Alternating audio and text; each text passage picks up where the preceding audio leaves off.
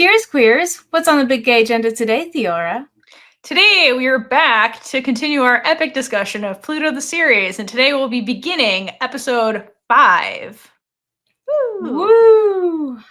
We're Man, almost I at can't the believe we're halfway already at point. episode 5. I Yeah. know. I know. Wait, did we announce the winners already for the? We did. We did. All right, cool. So that's done. All right, let's continue straight into Clownery and Corrections. We actually didn't have a lot, which is interesting. Hopefully means we're getting better at this. Only one I have and that I wanted to mention is from one of our lovely Patreon members, White. Is it White Kate or White Cat? I don't remember. I don't know. I think it's White Cat. I think so too. I think it's White Cat 112 who wrote on our last Pluto discussion, great analysis. I just love that Plutoed is now a verb. It sure is, and it's going to come up again and again and again and again. Because this show is Plutoed. Yeah. We made it happen. All right, so let's just jump into Pluto. So episode 5 opens with a flashback from 2019, and it's I outside of MeeMaw's shop attempting to hose off her bike, I guess, in like the most casual manner, while drinking a beverage with the label blurred out. But like, it's not just subtly blurred. It No. is very, very, very obviously blurred out. Yes. Because they did not want you to even come up with a concept of what she could be drinking. Yeah. Is she day drinking alcohol? Is it Coca-Cola? Who knows? I mean, I think you pointed out in like the reaction too, like this would be in a great place for a sponsor. And I just have to assume that like they found sponsors after filming. Probably. But just a general tip for you, GMM TV and any production, find a drink sponsor first. That should be always your first one. Because someone's always drinking something. Or like always take labels off of things because you have to blur multiple things in this scene. Yeah, put like a little like the thing that you koozies have on your drinks. Put koozies. Yeah. I could there have used are ways to do koozie. that without having the post-production team be like, God, I have to do it because if it's what I think it is, it's painstakingly. They have to do that frame by frame to make sure that they fully cover it and it doesn't. Eyes moving around too, like like that sucked whatever they were doing. So anyway, I have to point that out. Okay, so while I is drinking her mysterious beverage, rolls up from work in her car, and she sits down next to I, grabs another blurred beverage, and starts describing what her day looks like. And like, sweet lesbian Jesus, I'm exhausted listening to explain what her life is like at work. It sounds awful. So she explained, she's like, I was up at 3 a.m. Then I had to do pre-flight boarding at 4 a.m. At 5 a.m. we boarded the plane.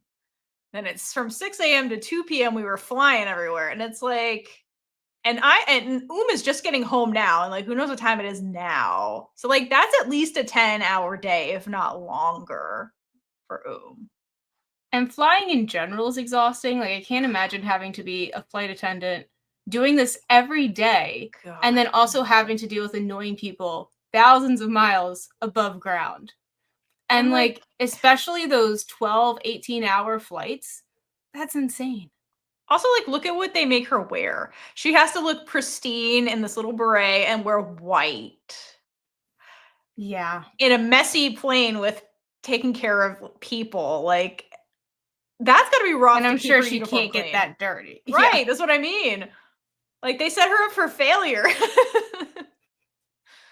Poor like, as you'll come to see, I have a lot of feelings about It starts here. So then explains to I, she's like, I'm exhausted. And like, she looks exhausted. If you look at her in the scene, like she's hunched over and just looks really small and like defeated by just like life. And like that day of work just sounds exhausting. And then we transition it into a conversation between and I. That's literary irony at its very finest. Okay, where basically they're going to have a conversation where each twin is jealous of the other twin for having the thing that they want, basically. But nobody names the thing, and the conversation goes nowhere. But it's very revealing about and I's relationships as adults. So this is not childhood and I. This is like adult and I. And it starts with telling I she envies her life, basically. Because according to I graduated from college just like she did, and yet here's I, who knows what time of day it is, hanging out, drinking, just washing her bike. Like, she clearly didn't work herself to the bone for 12 hours like just did, you know? Yeah. I mean, I am assuming she's day drinking because I let's also be assume real. she's day drinking. Because why That's not? really wise blurred. I think so. Family. So you get it on the air. And like like you graduated but you don't have to work. It's important to remember at this point she actually did not graduate. She is still working to put herself through school, so MeeMaw doesn't have to worry. We find that out later though. I thought knew about that, but I guess not. I could be mistaken too. Oh, maybe she did. Maybe found out later. I don't remember the timetable of her actually graduating, but yeah, it could be. I don't recall. But I know because later there's a conversation with like MeeMaw. Yeah, now that you say that, I'm like, And maybe. I's like, MeeMaw figured it out. You covered for me. Yes, okay. Maybe she did. I thought she just graduated now. I think she might have, but like again, maybe did it. Maybe at this point is under the impression that I quote graduated, but didn't. But she finds out later, and that's why she has a hard time job hunting. There's a missing scene that we need. Yeah, there's not enough Not enough Not enough I love Anyway, okay. So basically, is jealous that I, quote, has the, quote, freedom to lay back and drink unmarked beverages all day and ride motorcycles. Okay, this is what is seeing. And part of the problem is that, like, MeeMaw, when she got custody of the twins, didn't raise the twins under the same expectations that, like, their parents probably did. So what we gather from learning about and I is that seemed to have felt a lot more pressured to academically succeed because it was, quote, the only thing she was good at was just like school. She wasn't good at it. She thought she wasn't good at anything else. So she just like went head first into that to make grandma happy and everybody proud of her.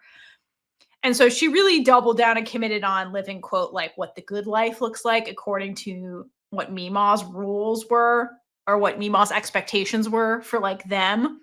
And was like, I'm dedicating myself to this thing because like I seem to be good at it or whatever. And I got nothing else. I don't have friends. Nobody's into me. Like I's the charmer. So like she just doubled down on that. And so it seems like like was overcompensating for like I and was like trying to please MeeMaw more like harder.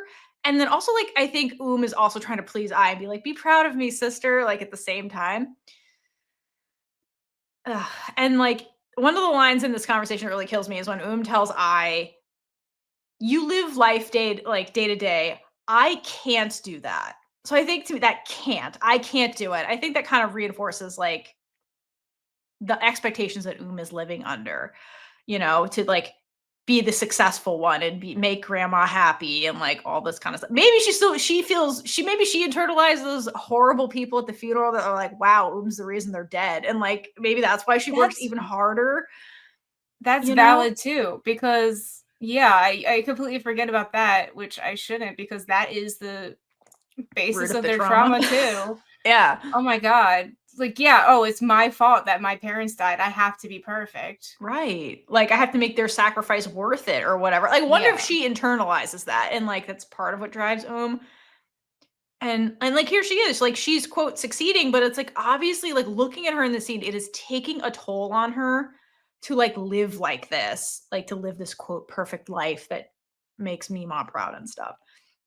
And really what I think this scene boils down to is this is cry for help. Like she's confiding in I, like her big sister, the sister that's always protecting her, is supposed to love her and all this stuff. And I think this is way of being like, I'm miserable. I'm in pain. And I think that's what she's trying to communicate to I, but not like directly address it, you know? Mm-hmm. But these two need it directly to understand it. I mean, the problem is they're strangers to each other at this stage. They don't know each other. And it's really evident in this conversation that they don't know each other anymore. And like when we get a wide shot of the two of them sitting on sharing the bench together. Like the visual division between the two of them is very clear, the way they have them kind of like side by side. So like if looking at colors, like is in white. Yeah, it's her uniform, but like Um's all in white, eyes all in dark colors. And then you have like their like how they're sitting. Like sits up, head up, good posture, eyes slouching, and sitting like a gay person that she is. Like, and they're looking in the opposite directions. Like no one's looking at each other, and it's very clear that like they're opposites. And like I think that's how they feel too. They feel like they're opposites, even though they're identical twins. Like the irony of that. The ultimate irony. Ultimate irony. And the problem is that like I doesn't hear pain as the undertone in this conversation. What I hears and what you usually hear when watching this for the first time is talking shit about her sister, right? Like it sounds like is being condescending and talking trash about I. Exactly, and it makes you not like but to I's point of view, is saying all the things that she internalizes and makes her feel like a failure because it's not it's not what does, so she can't be like and it makes her feel like that is just throwing it in her face that she is a failure, but that's not what she fully means by saying all this. Yeah, like really watch in this scene, and if you really watch her closely, it's really evident she's not being mean to I. Like she's not. I think is in pain and just saying this stuff, but like I's not looking at like at the beginning of this conversation. What does I do? I does what she always does. She thinks she's being bullied, so she starts defending herself, right? And she's basically like, just tell me what you fucking mean, to quit beating around the bush, right? So like, you're a lousy sister, is what she says. And if you watch face, like it's really clear she's not taking any pleasure in saying this. It's not like she's trying to like beat down I. Like if you look at her, she's just saying what's on her mind, right? And obviously, like there's a lot more to this conversation than I is hearing. I feels defensive right now and can't hear what is really trying to say here. But for I feel like calling her a lousy sister has just been like something in the back of her mind, just like something that she's felt and like kind of resented because again, she can't have what I has. Again, it's reciprocated, like you keep saying. So it's just that resentment and jealousy of, I wish I could be sitting here in the middle of the day, not working. Why do you get to be lousy? And she just comes out. And that's just what she's been wanting to say. Not really. She doesn't want to feel like this. No. That's probably part of her guilt too. Right. She's in pain and she's just like, telling I how she feels, like her big sister. And it's clear, like the next line that says, because what says after that, because I was like, what the fuck do you mean, And like, look, I don't care that you're jobless and like chilling on a Tuesday day drinking. She doesn't actually care about that. She's like, but our grandmother cares about this. And is upset that like I basically not trying in life is how she views it, is making MeeMaw upset. And so she's like, that is making me upset that she's upset. And like, so it kind of comes back to like the middleman, the grandmother between the two of them. And like no one's actually communicating. So then they're like, everyone's assuming shit about each other. And it's causing this like tension between everybody. Another thing that I think is making I guarded is just choice of words, because she says reckless or jobless. And it's just like the word reckless has such a negative connotation to it that it sounds attacking, even if does not mean to make it sound like that. So just like the way she is saying things, it just comes to like the communication aspect and just developing those skills to know how to talk to each other. But again, they need to know each other first. Yeah, and like to be fair to like I's in a motorcycle gang. Like she's not wrong. She is being reckless. Like she's not wrong. That is true. She's not wrong. Defensive. She's not wrong. So, okay, so how do we get here? This whole moment is a consequence of like the wall MeeMaw put between the two twins at the funeral as a consequence of those horrible adults who are like, wow, that child killed her parents, basically. So, like I said, a lot of this conversation is just the twins making assumptions about each other because they don't know each other anymore. Like, this is being like, this is what my day to day is like. Did I even know that before this conversation? Probably not. You know what I mean? Like, and there's being like, your whole day is just chilling here, drinking. Like, is that I's whole day? Probably not. I was probably working before that, like doing door dashes or whatever she does. Like, doesn't know what I was doing all day. Like, was in the sky flying. So like, this is all like this is just like they don't know each other, and then it's like it all stems from that childhood trauma where they were like, broken up basically by MeeMaw, who wasn't apart. intending to do that, but like that was a consequence of like that whole day at the funeral. And for I's job too, like delivery, evening is like the big time for that too. So she could be just sleeping. Like waiting for. Yeah, it's like the schedules don't even line up for each other. Think about it. If got to get up at 3 a.m. to get ready to go to work, like that bitch is going to sleep at like probably like 6 p.m. Like she's going to bed earlier. So when I is probably doing stuff, So yeah, they don't see each other's lives is kind of the problem. And so after says the thing about like, listen, I don't care that you're like jobless and doing whatever, just grandma worries, I'm worried. That's when I turns to make eye contact with on the bench. This is a very Orphan Black moment because it's both damn Tim sitting there staring at each other. And I love it. Which I do forget because she's so good at it. She's so good at it. And obviously for the practicality of filming, that is the other reason why there's a division between the two of them. But anyway, so then this is it for I. So I goes off on after this and just is defending herself by pointing out basically that they're strangers in each other's lives. She's like, you don't know what the fuck my life is like. And like I said, like gone for at least 10 hours a day. She doesn't know what I's life is like at home with MeeMaw. Like I's spending the most time with MeeMaw, and like doesn't know what any of that is like, And it's really clear though that when like I is saying all these things to like, and I's basically speaking her truth back to like is clearly listening to I. Like she's not like looking to attack I. She's like listening to what her sister is saying.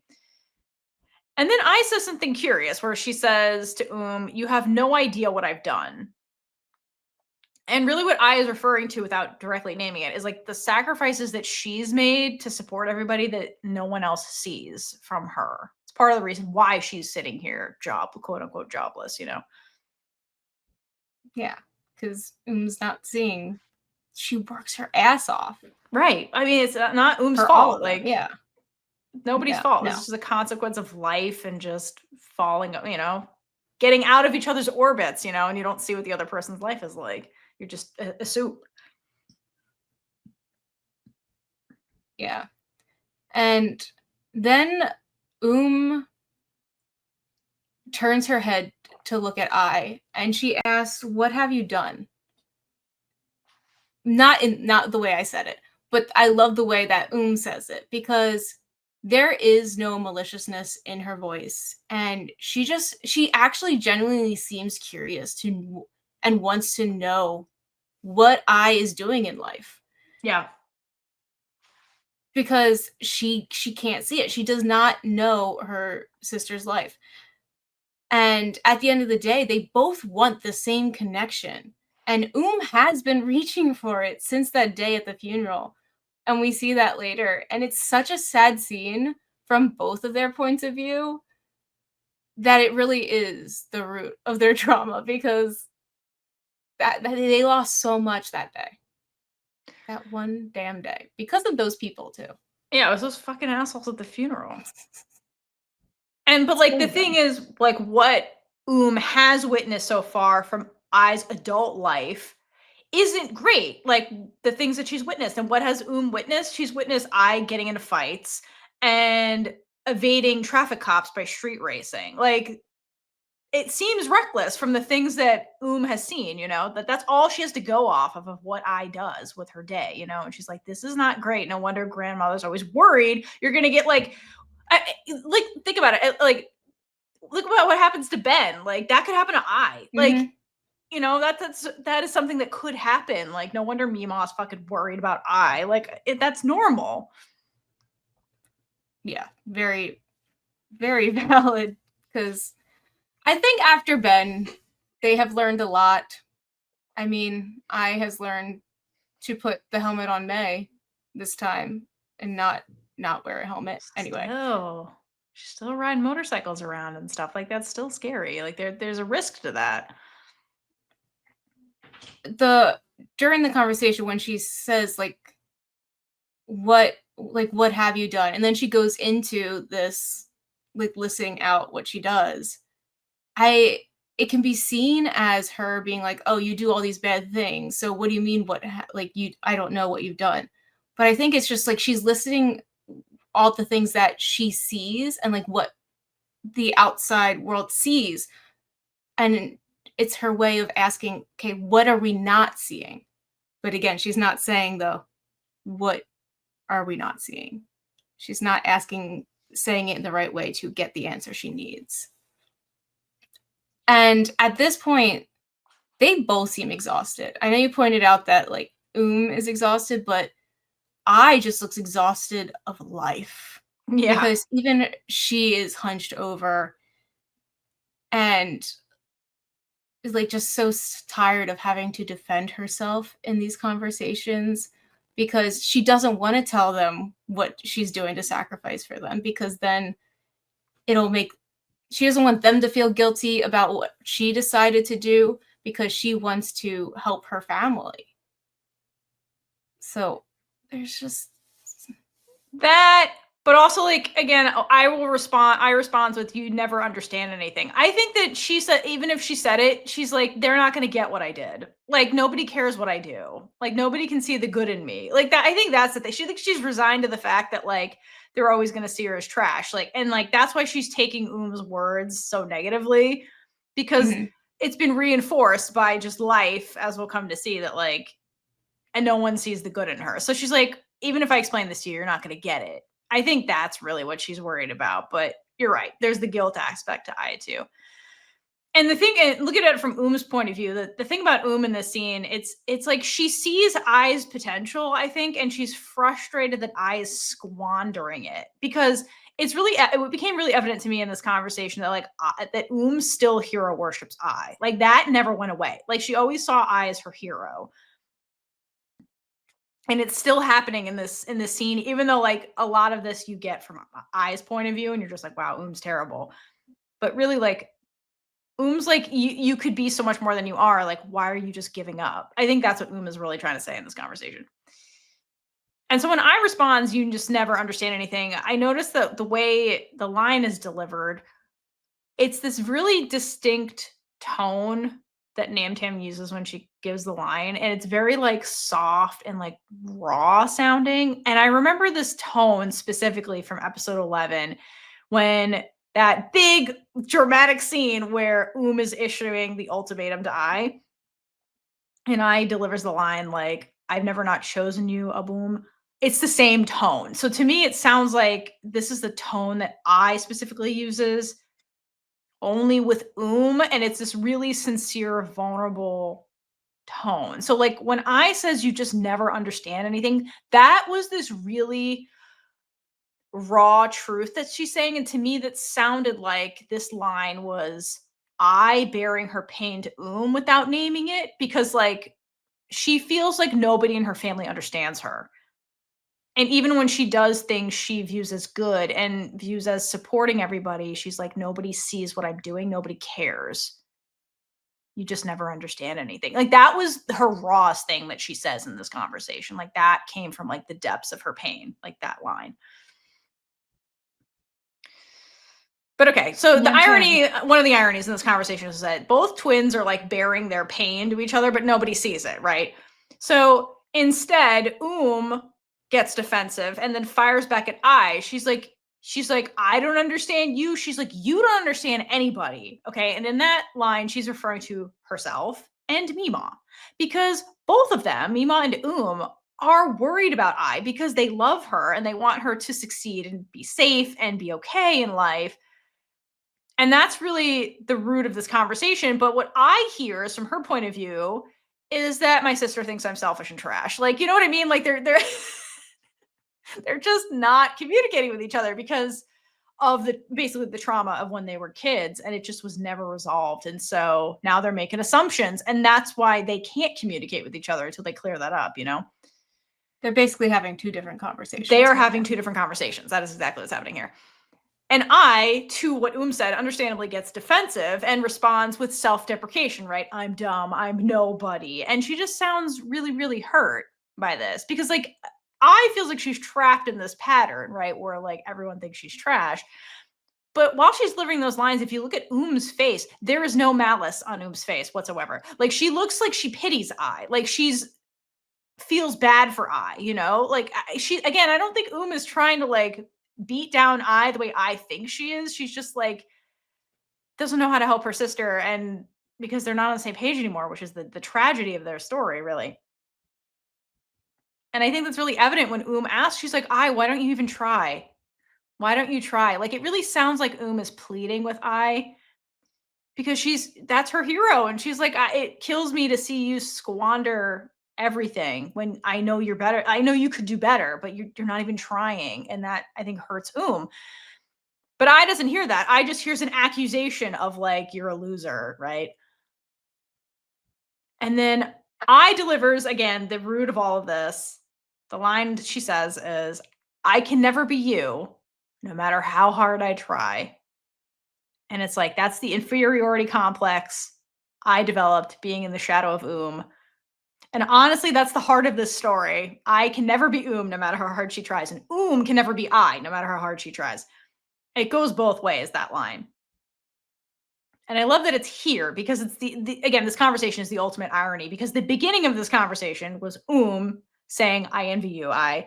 And then it ends with I being like, I envy you, I can never be you, no matter how hard I try, right?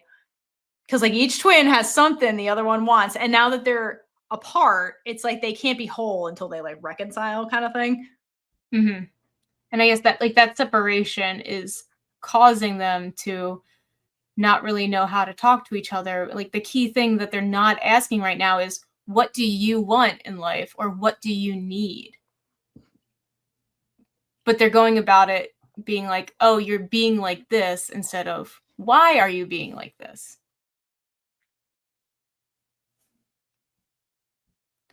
Yeah. So then I says, I'm not good at anything, okay? Like, that's why I don't try, because I have no talent, right? And then fuck off, is what she says, basically. And at the end of this looks so crushed when I says that, because I wholeheartedly believe that was reaching out in good faith to I. Like, she sat down next to her after her exhausting day to be like, I'm exhausted, I, basically. And I think she does that because she really loves I at the end of the day, and she worries about I, but I cannot see that like, loves her as much as she does. And the sad thing is like that the trauma of living in shadow by being Plutoed by her family really blinded I to, like, who actually is. Because, like we keep saying, they don't know each other right now. And so I get so defensive in this conversation, I think, because I is in competition with a version of that she's crafted in her brain. Right? I's a writer. She has a vivid imagination. So in her brain, she's like, I have to compete with And then at some point realizes I can't compete with her no matter what. I'm just going to give up.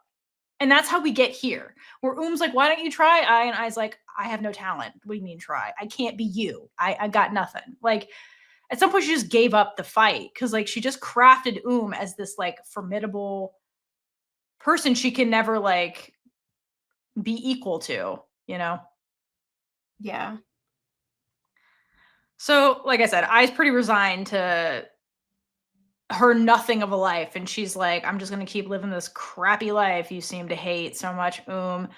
And again, that's I's resignation to, like, the world hates me. But then what hears I say is, I'm giving up and I'm not going to try to achieve a better life, which then takes personally. So then hurt by that, lashes out and tells I, listen, if you want that crappy life so much, I hope you live it for the rest of your life. And honestly, this line sounded so childish to me. Like it's something kids would say at each other. They're like, "You like it so much, marry it." You know what I mean? It sounded like that kind of like when you can't think of a good comeback and you're just like, live it forever. But it's just also shows how like how defeated she feels because like there's nothing else for her to use and argue with. She's just resorts to this childish statement. Childish. Because that's all we got. Yeah, that's all we got. I'm tired. Poor And like I don't know that I think that's true. I also wonder if they revert back to being children when they're around each other, and that's why things get so heated so quickly. Like a lot of this conversation was emotionally charged, and I wonder if that's really stems back to that childhood trauma that was never resolved. So they just revert back to that like dynamic with each other because they don't know each other as adults. Yeah, and childhood trauma is powerful. It really is. Watch Blank the series. It's all about that. Understand. That's how you get Blank the series is fucking childhood trauma. That is the alternate title. Childhood trauma. Yeah, the series. Okay, so then we cut from this flashback to another flashback, but there's sequential flashbacks. So this one takes place after the argument with and we end up with I walking around Bangkok, I guess, and she's wearing her most professional clothing. And the opening shot is like I walking over a bridge and like the angle is tilted. So to me, I was like, I's about to get knocked off kilter by whatever is going to happen here because this is like it doesn't seem good for I. Something's going down. Something's going down. Those ominous storm clouds also not great, but that's just Thailand, so they can't control that. Do you think this is I's only professional set of clothes that she has? Yes, I think it is. I don't think she can afford anything else. I think it's all she got. Too. Do you think she stole it from No, I think she's too proud for that. Well, I in the show, I in the book would 100% steal clothes from and like be like gaslight and be like, "You never owned this, what are you talking about? This was mine all along." I in the novel absolutely gaslights a bunch of times. Like they're not great people in the novel. They're kind of the worst. Okay. So what is I doing in her best dress walking around? So she's job hunting and she's basically submitting her resume all over town and she gets a call back from like a hiring manager who turns her down because she's, quote, not qualified. Okay. And debatable about like when this is because we don't get a timestamp. I assume it's the same year as the conversation, but like who knows? Like she could have her college diploma now, maybe not. And like what a realism for like who knows? We don't know, but like the realism of the job market, right? You're like entry level, you're never qualified, even for entry level, which makes me wonder, like, what the hell is with all the ageism shit in Whale Store where they're like, you're 40, you're never gonna get a job. Like, what's I supposed to do? She's 20, she can't get a job. Where do you get jobs? I'm really confused about the job system over there. If you know more, let us know in the comments. But I'm like, I feel like there's an age range where you can get a job. It's like 20 to 30. You got 10 years. If you can't get a job, you're fucked. No wonder I. But you're too underqualified at 20, so maybe it's like 27 to 30. Like those are your years. If you don't find something then, you're fucked. All right. So after this call, she's clearly really disappointed that she didn't get the job. And it's like, even when she tries, because like was just accusing her of not trying. Here she is trying. Even when she tries, she's still not enough. And that's like the whole crux of this episode we're going to talk about is that I's never enough, even when she tries. She's never enough. And that gets reinforced over and over and over again. And here you can see it. When she hangs up the phone, she then goes in her bag and pulls out a stack of papers, right? And it's like, it's thick, okay? And it's a bunch of jobs listed on there that she's been going around applying for and shit. And she takes out a pen and crosses the company that just called her. And if you look on the paper, it's not the only X on that paper. There's at least 3 other ones she already crossed off, meaning I has been rejected multiple times before this call. And like, it also goes to show her determination. She did all this extensive research and like, what did it amount for? Her getting rejected over and over and over again. Which does not help her inferiority complex. Yeah, that's what I mean. Like the universe keeps telling you're nothing.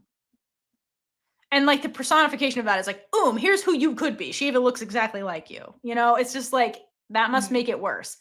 I know she loves her sister, but like, ugh, that must hurt. So obviously after this, I feels like a failure, because who wouldn't?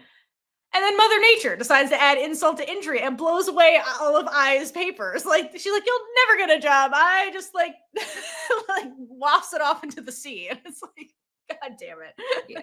When I see this scene, every time I see the papers fly away, all I can think of is that the papers represent I's last bit of hopes and dreams, and they're just literally flying away from her and drowning in water. So she has nothing left. I always think, I'm like, I hope somebody cleaned up those papers. They didn't just fall. You mean in production? Yeah, in production. I hope somebody cleaned that up. Did someone have to go swim and get these papers? Also, I'm always like, how did they time this? Because like, I didn't see a string or anything. I wonder how they actually like blew. Did they have like somebody with like a lawnmower? I could see, yeah, I could see like a huge fan trying, like, yeah, a huge fan. Randomly. Namjoon did a really good job of like holding it and not making it look obvious. Like, she did a good job, like good object work. But I was like, how did they actually? It must have been a fan. Yeah. Anyway, I always think about that. I'm like, how did they do that?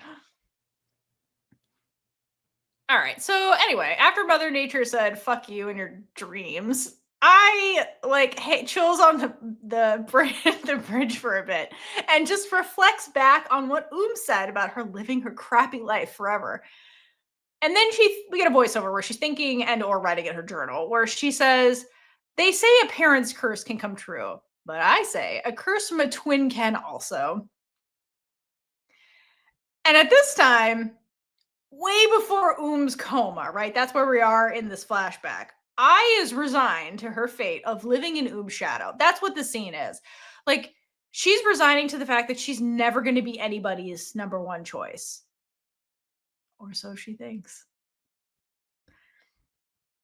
So then the theme song plays to give us a break from the sadness of the past before we return to the sadness of the present. So just palate cleanse.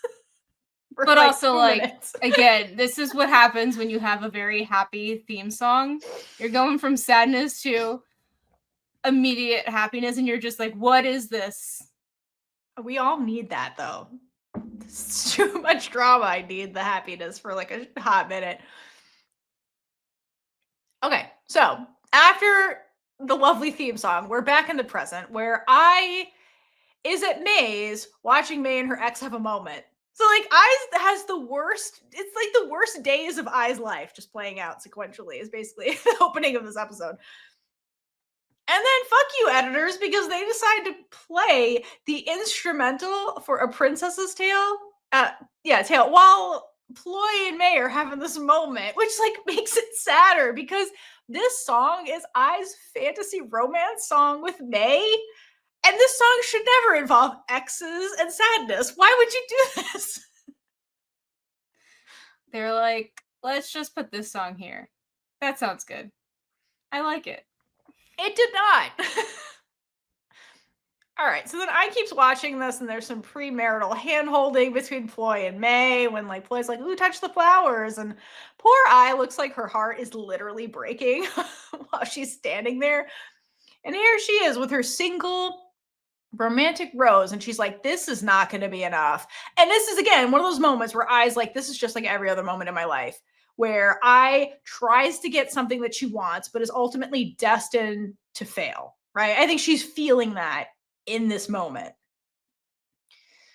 And it's worse now because May obviously means more to her than like a job. So like this like quote like rejection that she thinks she's about to feel must cut so much deeper than like all the other rejection she's ever felt. And while Ai stands in her sadness, Tan is watching Ai. Watch him. He's watching her real carefully because at this stage, he knows this is not He knows this is Ai, the childhood romance in May's brain. They met once. Like, he knows who this is. He knows the backstory. He knows all of that. He has never stopped hearing about Ai. Right. He's like, enough. Can I just put your heads together? He's not there yet, but soon he'll be like, enough. So, but the other thing it's going on with him. Because remember, like, amidst all of I's sadness, Ton and May are still dealing with the whole Kosol revelation that he attacked her and is somehow connected to I or So I imagine he at this point is like suspicious of both of these twins and whatever their intentions are with May. So he's kind of like watching her more closely than he has before because he's like, what are you after? Because now I know you're connected to her attacker, right? So I think it's important for him to witness I looking as upset as she is right now because, like, this is not a performance. Like, I's just being sad, you know? Yeah. Poor I here. I's such a sad little baby. I said, don't worry, like, it gets fine, but it's just I goes through it. So as I is staring at the rose, her little rose she brought, she comes to the conclusion that she's like, I don't stand a chance against Ploy. Like, this woman brought like a fucking like army of roses. Like, look at her outfit. No one chooses me. That's like the story of I's life, right? The story of her life. Anyway, we get an over-the-shoulder shot of I looking at this rose, and it really stuck out to me because it's so drastically different than what we see when we see I with the rose. So like when we're facing her, if that makes sense. It does. Looking at I with the rose rather than seeing I's kind of point of view looking at the rose. So when we look at I holding the rose, the colors are so vibrant and warm and just full of life. But with the over the shoulder shot, which means warm. Yeah. The over the shoulder shot, the colors are a lot duller and darker. Yeah. Like, it does not look like the same rose. And the rose itself looks less full of life, and the petals kind of look like they're folding in on each other more. And I just thought that this was interesting because it's exactly what's going on in the scene where I views herself as not good enough for May, but May, when she looks at I, she's everything to her. Like, she is that warmth that's her life. Like, she's the vibrancy in her life. Mm-hmm. I mean, like, this very well could have just been like they filmed this later, or they couldn't match the shot. I feel they're GMTV. They definitely could have matched a shot. I feel like it could be on purpose. Who knows? But that's a good read. Also, I is super in her feels right now, so that is absolutely how she'd be viewing the rose. She's like, my rose is all sad and crumpled. Well, like, girl, you shouldn't have put it in your jacket. Like, I still don't know why you did that. That was crazy. She wanted to keep it close to her heart. She did. Okay, so then I tells Ton really quietly, she's like, so May looks busy, so I'm gonna go. And she like goes to leave, and then Ploy notices I and asks May, who can't see, who is that? Good job, Ploy. Ploy is painting a real great picture of herself in this scene. What a great intro. Ploy shows a couple times that she does not fully understand May being blind. There's a couple instances. There, you know, and then she's out here being like, you can't take care of her. And it's like, girl. Anyway. So, but from May's point of view, she's like, well, all the people I know are in this room except one. So she's like, you know what I mean? She only knows Ploy and Ton. She's like, who could a third person be? Well, there are other people, but Ploy and Ton know them. So I was like, it could be the dad, but Ploy's probably met the dad. Also, like, May knew was on the way, but like, she only interacts with like 3 people. So like 2 of them are here. So it must be the third one. And then May says, I've been waiting for you. And she has this humongous smile on her face. And like, truly, she's had this smile on her face since 3 o'clock, just like I.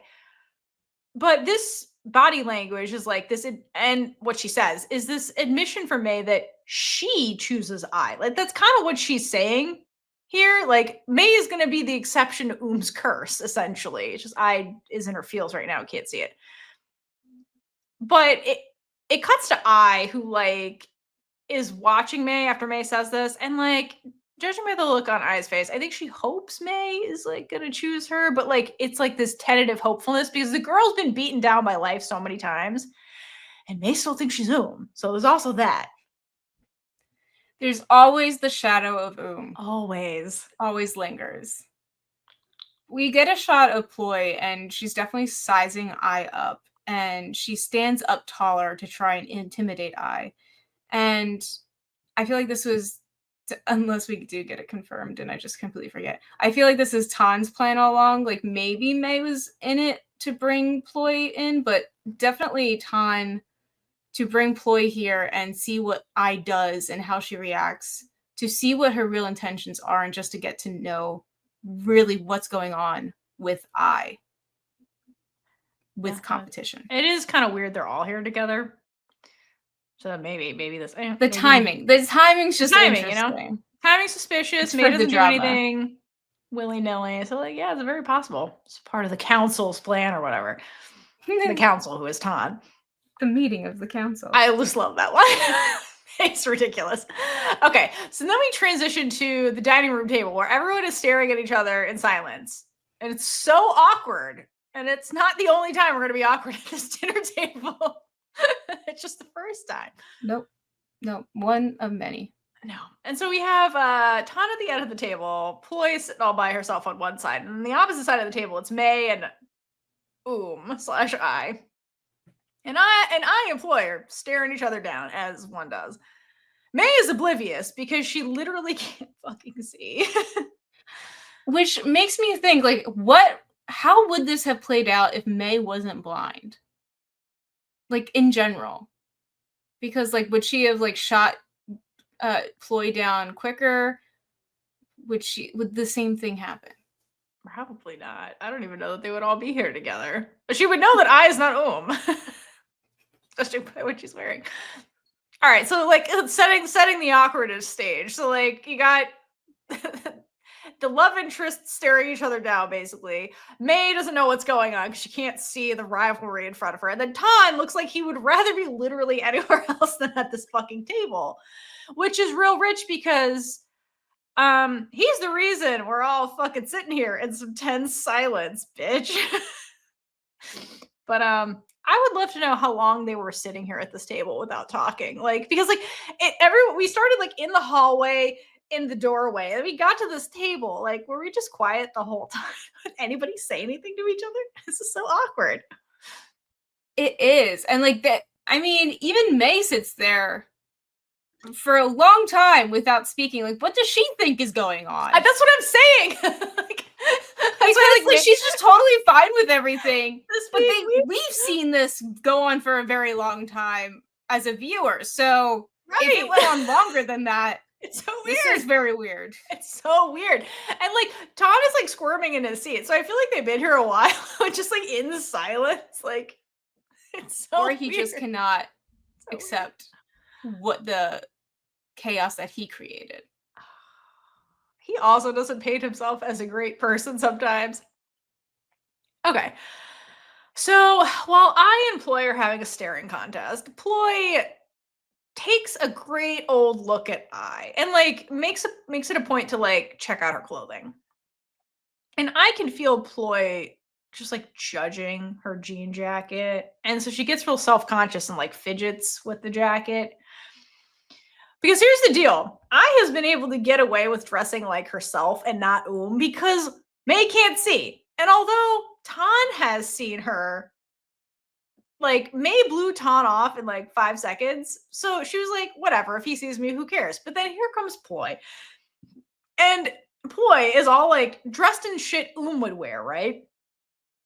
And she can't easily hide behind the disguise because she's not wearing it. And Ploy can see her. So this is not going to go well for Ai. I mean, meaning that like Ai doesn't have like the defense mechanisms like to hide behind because she can't. She came as herself, like very much herself with a rose. You know what I mean? Yeah. So then Tan is the one to break this who knows how long silence that's been going on by saying, geez, I feel like I'm in a war. And it's like, bitch, we are in this situation because of you. You're the one who told Ai That's her favorite. You started the war. This fucking fault. Like, you sit in this, sir. You caused this. All right. Thankfully, May does know what Tan is referring to here, and she's like, "Oh, for fuck's sake!" And so she tells Eyes, she's like, "Look, Ploy and I broke up a very long time ago." And I love that as May like clarifies this to Eye, she makes it more intimate to Eye by like touching Eye's arm, which is like a grounding thing, and then also like leaning into Eye's personal space. Like she didn't need to whisper. She's just like getting closer to Eye, right? Well, she speaks her truth. And May also adds like, Ploy is my friend. And then Ploy, of course, because she wants to fight Eye, is like chimes in and is like, we're close friends though. And to me, this reads like Ploy is politely threatening Eye. You know what I mean? With the way like high society people do that backhanded nonsense. Like that's how this read like. But then May goes along with like, yeah, she's just my close friend. I would have loved if she went back and just said, she's my friend, instead of using close friend. She's like, I don't have friends. I only have close friends. And here's the deal. And if you keep watching the series, you find out that Ploy, like everyone else at the table that isn't Eye, knows Eye isn't okay? And so Tan, like Tan, Ploy is being overly protective of her close friend, whom she thinks is getting scammed by a poor girl. And throughout this conversation and our first interaction with Ploy, we'll see her classism is very much on display in this whole interaction with Eye.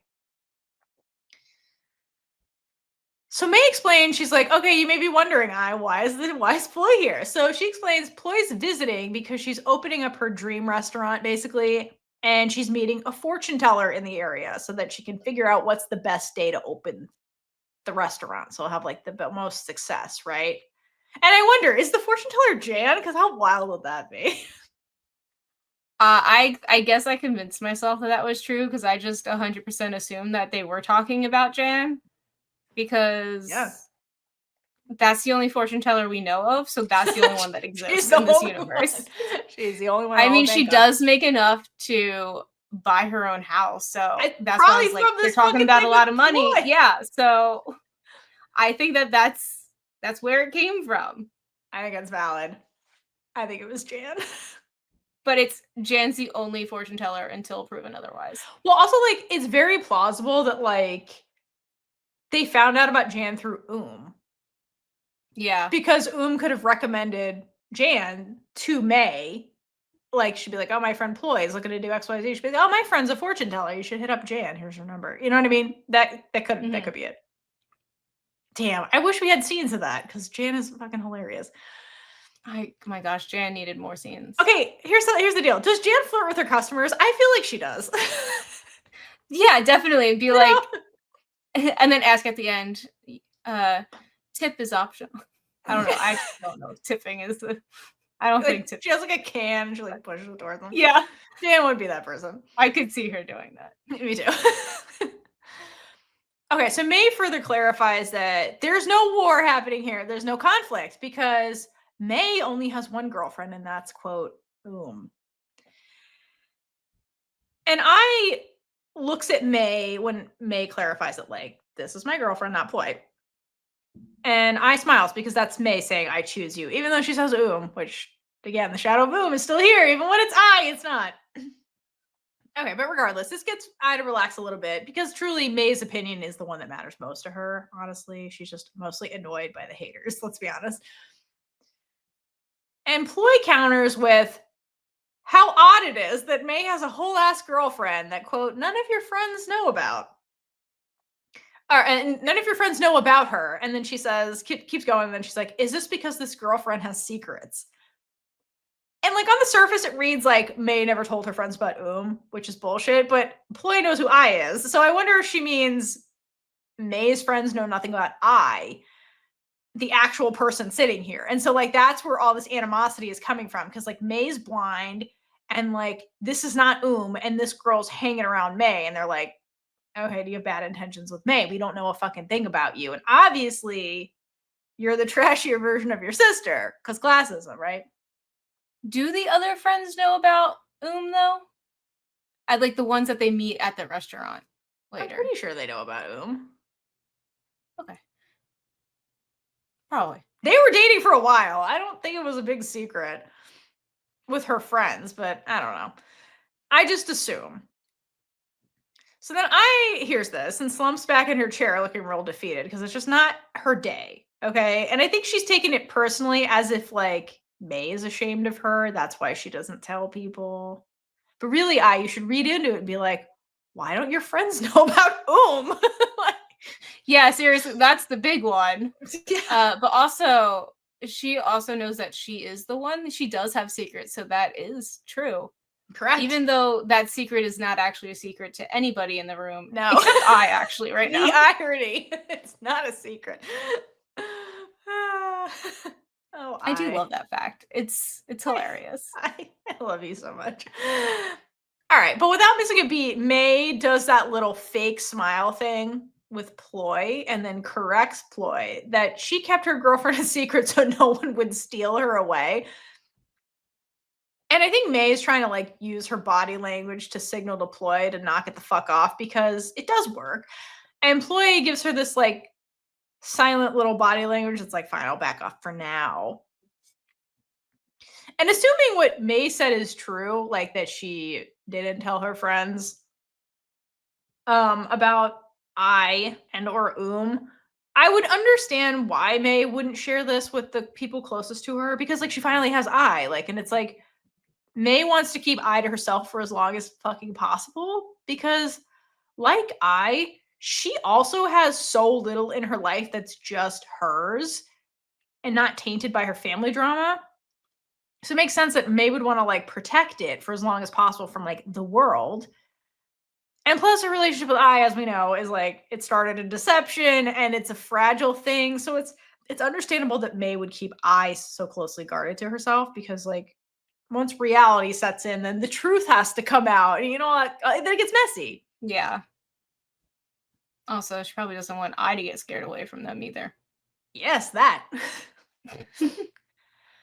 So then May masterfully changes the subject away from I and into food, the ultimate peace offering. Or is it? So then I emerges from the shadows, like she comes off the chair and she's like, okay, yeah, food. I can do this. And like she's ready to participate in the conversation. So Ploy then suggests they order from this spicy salad place that May and Ploy used to go on dates to.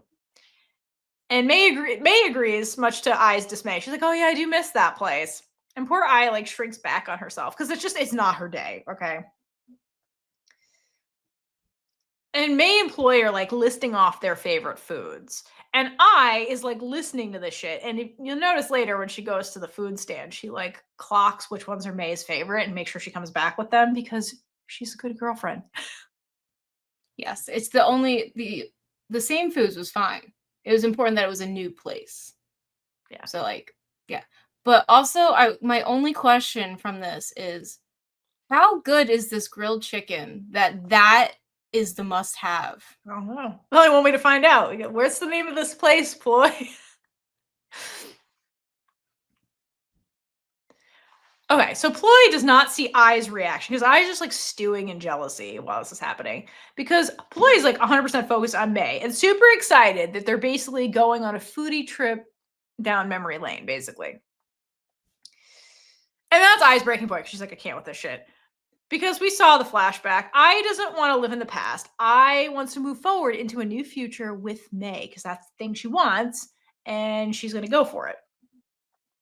Which is why I suggest, well, instead of like living in the past, why don't we try something new and like go into the future? And what a fucking metaphor this thing is. Something new. I is something new. You should try I. And I's like, hey, I know a place nearby that's way better than whatever you're talking about. So how about I go get everyone, May mostly, food? And May instantly agrees. And she's like, oh, you have a suggestion? Let's do it. She like smiles real big. And I knows that she won the not a war with Ploy and very smug. This is a great good job, Nan. She very smugly raises her eyebrow at Ploy. And the sound effects are so funny and perfectly timed. It's like this really sharp sound that sounds like I stabbing her with a knife. It sounds like a knife. I was like, damn, like Ai's using her wits as her weapon. And like hydrate for triumphant Ai, because we don't get that a lot. Great job, Ai. You're the best. She's killing it for now. For now. All right, so then Ai's real excited that May is on board with her plan. So she like runs out of there, leaving the rest of the table to stare awkwardly at each other, just like this scene started. Except May. May once again is oblivious, and she's over the moon that Ai is doing something very sweet for her.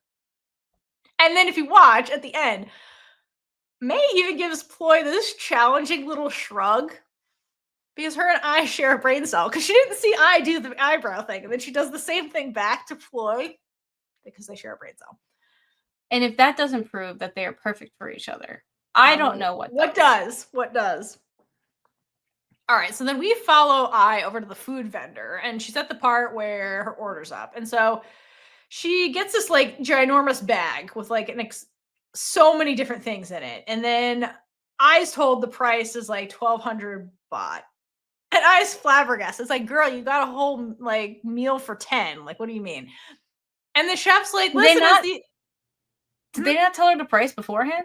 Apparently not. Well, she goes here a lot. It turns out they upped the prices. But the chef's like, it's the economy, bitch. Like, obviously, she's like, gas went up. I gotta increase the prices. So it's not what she was imagining.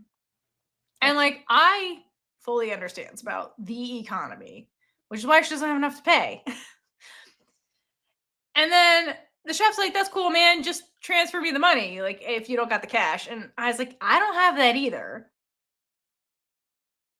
And so her next solution is, can I come back and give it to you later? And they're like, no, I don't let people take advantage of me. And I just find it very interesting, the contrast between this scene where I can't be trusted to bring 80 baht back, which is less than $2.50 USD. And then like the community in Whale Store, where everyone is immediately trusted and helps one another out. Like it just like shows this contrast of how things are in a big city versus a smaller town community. Community is the key word. Yeah. They're not in a community with each other. They're just in transactional land. Okay. So the chef is like, okay, the most logical next step is like, how about we deduct some of the food and then your bill goes down? But Ai refuses that because that's not an option, because she says, quote, it won't be impressive. And also, I'm not sure which dish will win her over. Okay. So like, she's doing this for May and she's really determined to keep May. And she's like, I don't know what she's going to like the best. So I have to get her all the things in the hopes that she'll like something. And the hope that she'll like me is also part of this. And like, poor, like, I love Ai. Yes. I just need to say that again. Yes. All right. But I also love Namtam's faces, because her face during all that, she's just at war with herself and like upset like that she can't get this perfectly done. And she's like, I can't get rid of anything. And her face is hilarious. I love it. She's so fucking funny. I just love her. So then she makes a deal with the chef. She's like, how about I pay off the remaining 80 baht with manual labor for the shop? Use me.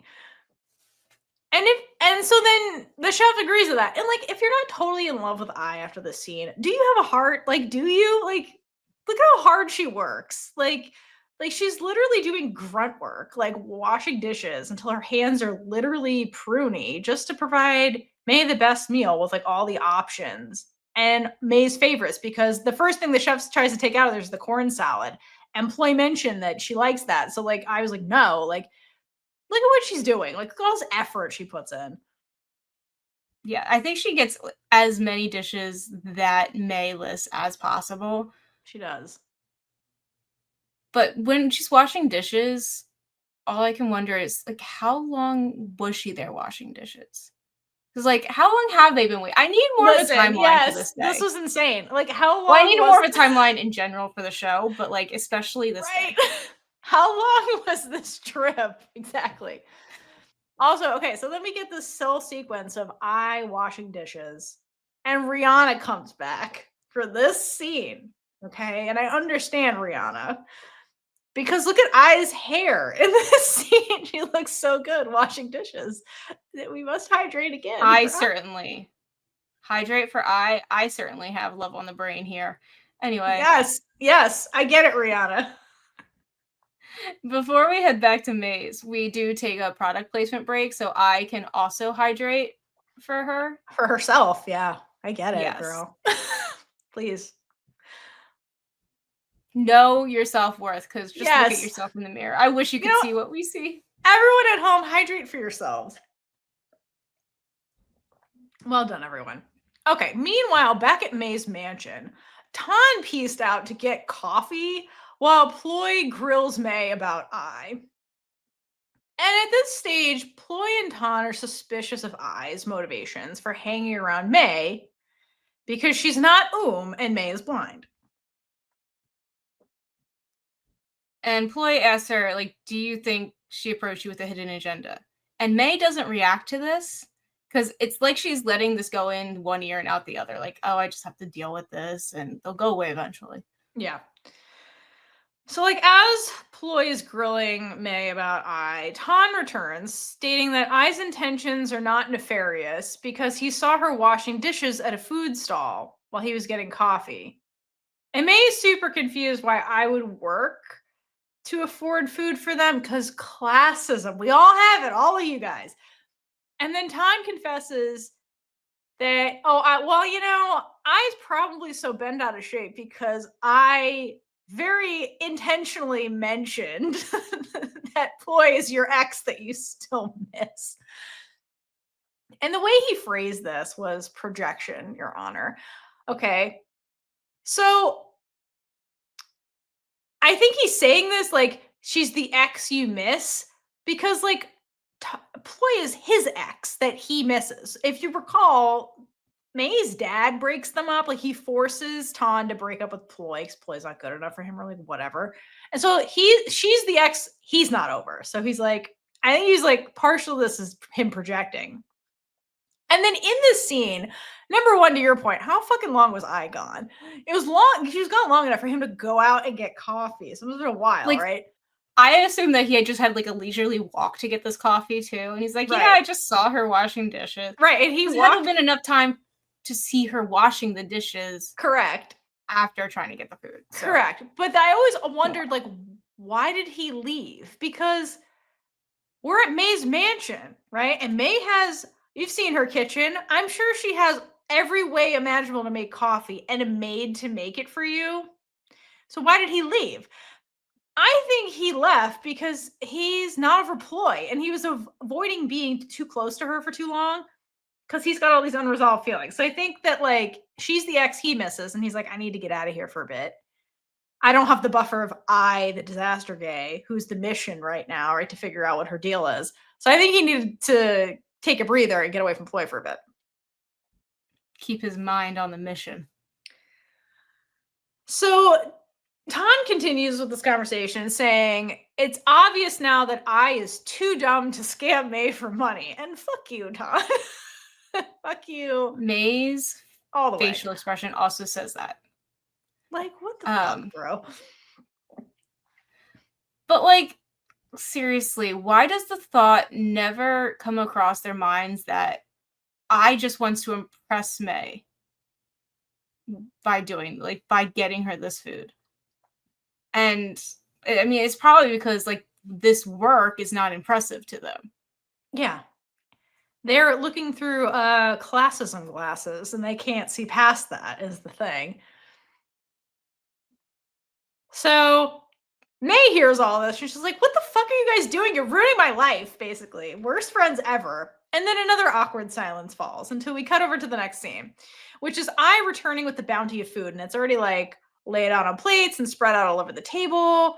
And I think, like, I purchased the menu at this place and brought it back for May. And it's really cute how I is, like, very excitedly explaining all the foods to May, and May's smiling because, like, I bought all the things. I think May is happy that somebody went through all this trouble to try and make her happy. I think May gets the gesture, but nobody else does. Because at the end of explaining everything, May takes I's hand and, like, holds it very close and thanks her. And then Ploy and Tan get a very good view of I staring with hard eyes at May and literally nothing else. Like her entire focus is May and just smiling. And it's like, there's nothing nefarious to see here. Just look at I in this scene. And you could clearly see like May is all she cares about. You can clearly see that these two were made for each other. Yes, you really can.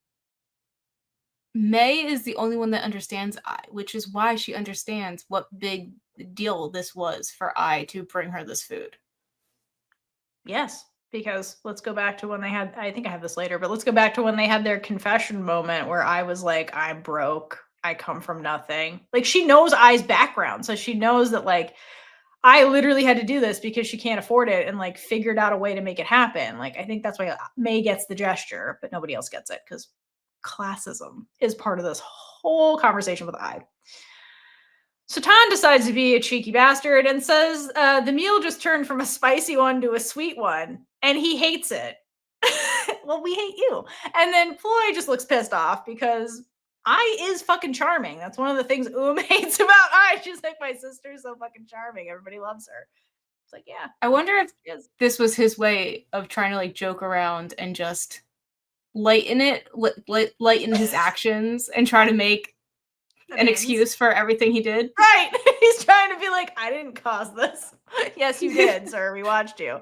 Yeah. I'm totally in support of this. Mm-hmm, mm-hmm. Yeah, love it. It's so great here. Okay, then after that, they all go to eat.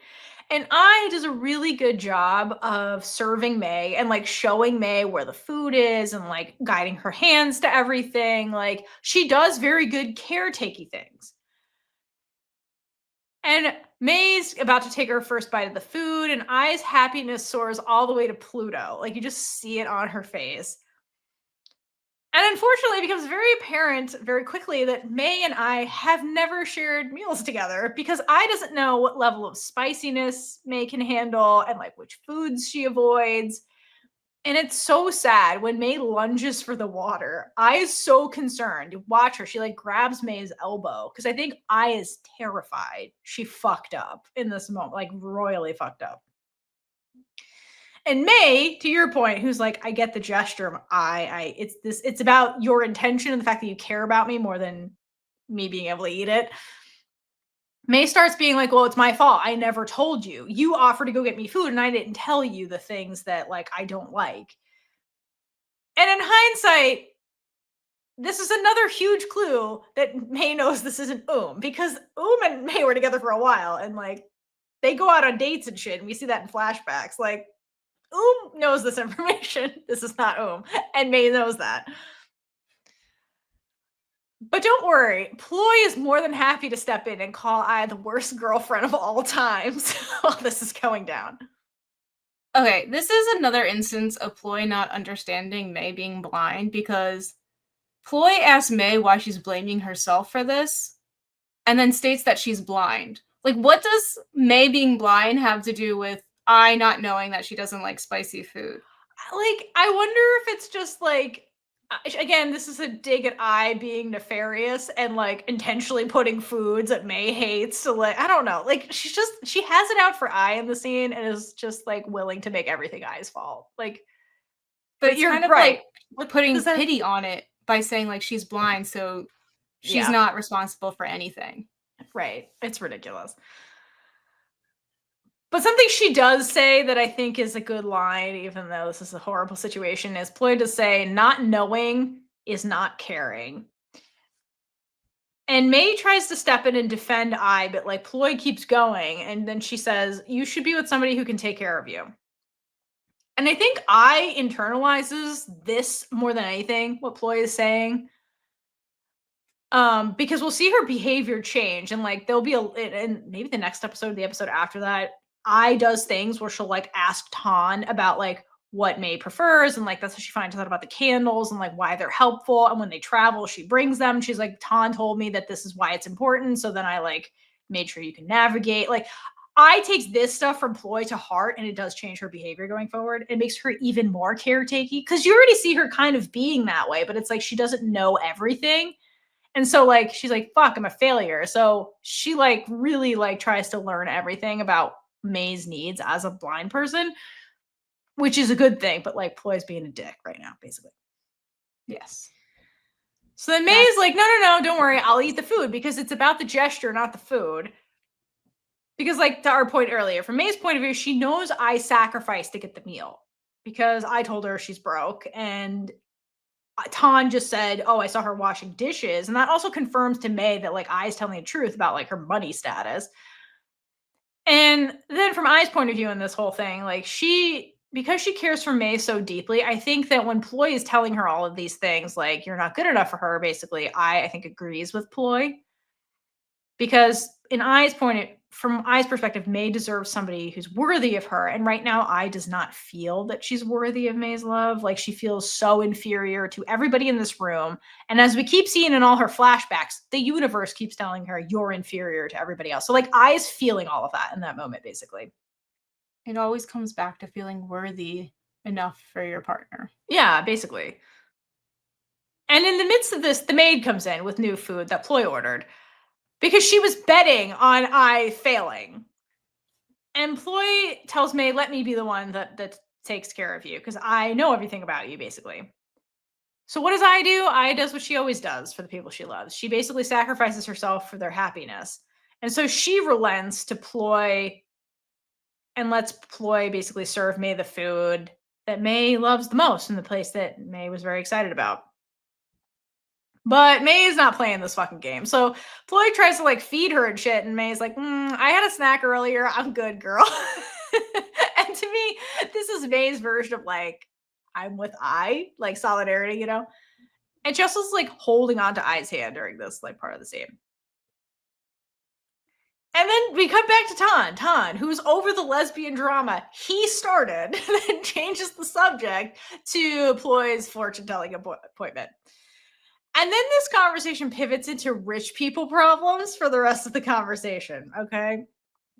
Where they talk casually about dropping 100K on like fortune tellers and feng shui masters, like it's no big deal. Meanwhile, I just busted her ass for 80 baht. You know what I mean? Showing how hard she has to work for so little. Okay. And then May like judges them, and Tan's like, bitch, who the fuck are you? Like, you just tossed out 10K as an offering for the bar exam so you'd pass. And when I hears that, she's like, I am 100% out of my depths with these people, including May. And it's like, I think she's like, May and I are like not even living in the same reality, right? Like, I feel super delusional for even like trying. She's like, I could never get a job that could pay me anything remotely close to that. Yeah, I could only dream of seeing that much money at once. Yeah, exactly. And so she kind of like, she checks out of the conversation because this is not a conversation for her. But then May says something really interesting where she clarifies she didn't pay 10K to pass the bar exam. She was like, used it to wish for love.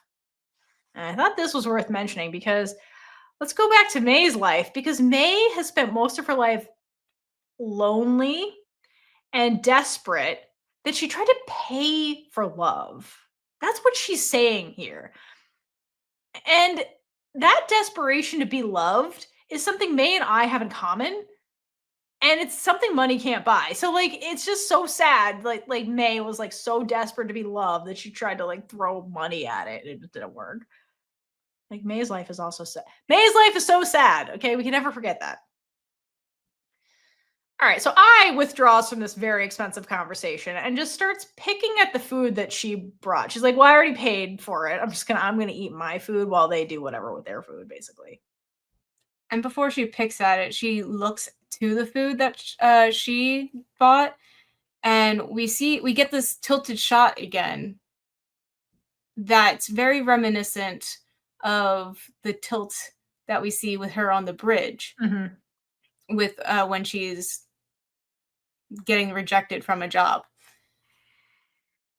And it just shows that like she's having those similar feelings as during that earlier scene, because she feels like she's never going to achieve what she actually wants. And here it's her wanting to prove that she is worthy of May. Like, this is just like, how can she even compete with this? Meanwhile, while she's having all these feelings and resigning to like someone's gonna eat this food, so I worked hard for it, I'm gonna eat it. The rich folk are talking about a 3-day, 2-night trip to Hong Kong for 150,000 baht. And in the background, Tan asks if they should all go together. And May shuts it down, saying it's nonsense. And Tan says, but I'm interested. And I'm just like, yeah, Tan, but not in the trip. You're interested in Ploy going on the trip with you. Poor I think that the point of the trip was like, it was like a fortune teller trip or something. It had some gimmick to it. And that's why May's like, this is nonsense. I'm not paying all this money for this like good fortune trip or whatever. But yeah, it just goes to show like they're not living in the same world. And like I was like, damn, when it's just me and May, I don't have that's the whole thing. That's why like May's like maybe doesn't tell people about them because like once reality starts creeping in, it bursts the bubble, right? And she's drowning in the bubble right now that's bursting. So then after this, we cut over to I washing her hands in the bathroom, and we get a moment of I looking at herself in the mirror. And if you're new here, I always like to bring up mirrors because mirrors mean something in literature and cinema. So whenever you have a mirror scene, it usually is a way to demonstrate a reflection of the character's inner self, or it's used as like a moment of truth. Right? Mirror, mirror on the wall, tell me like whatever. It's usually a moment of truth with the character. So this scene is really a callback to the flashback with that started this episode. Remember the line, I can never be you no matter how hard I try. I's feeling that all over again. She's not and she's not good enough as I and to be with May, and she like knows that. And today was a day where like the truth was laid very bare, and it was really evident to I that like she's in over her head with all of this. And it really hurts I to like admit that to herself. And that's kind of what this moment is. I is like having these feelings, looking at herself, being like, I'm not worthy of this. I can't do it. It's just not going to work out. Like that's basically what this is. Immediately upon exiting the bathroom, Ploy gets I alone and asks her if she really loves May. And Ploy's classism is on full display as she tells I to her face, I think you're a con artist trying to rob a rich blind girl, basically. She is so fixated on materialistic things that she can't see how love is actually key in a relationship, which actually says a lot about her own relationships in general. I mean, she makes some points, but like, she is a classist bitch. Classist bitch. So I takes a play out of Big Nung's book by not answering this question. And she basically says, this is between me and May. Die mad about it. And I tries to walk away, but Ploy stops her.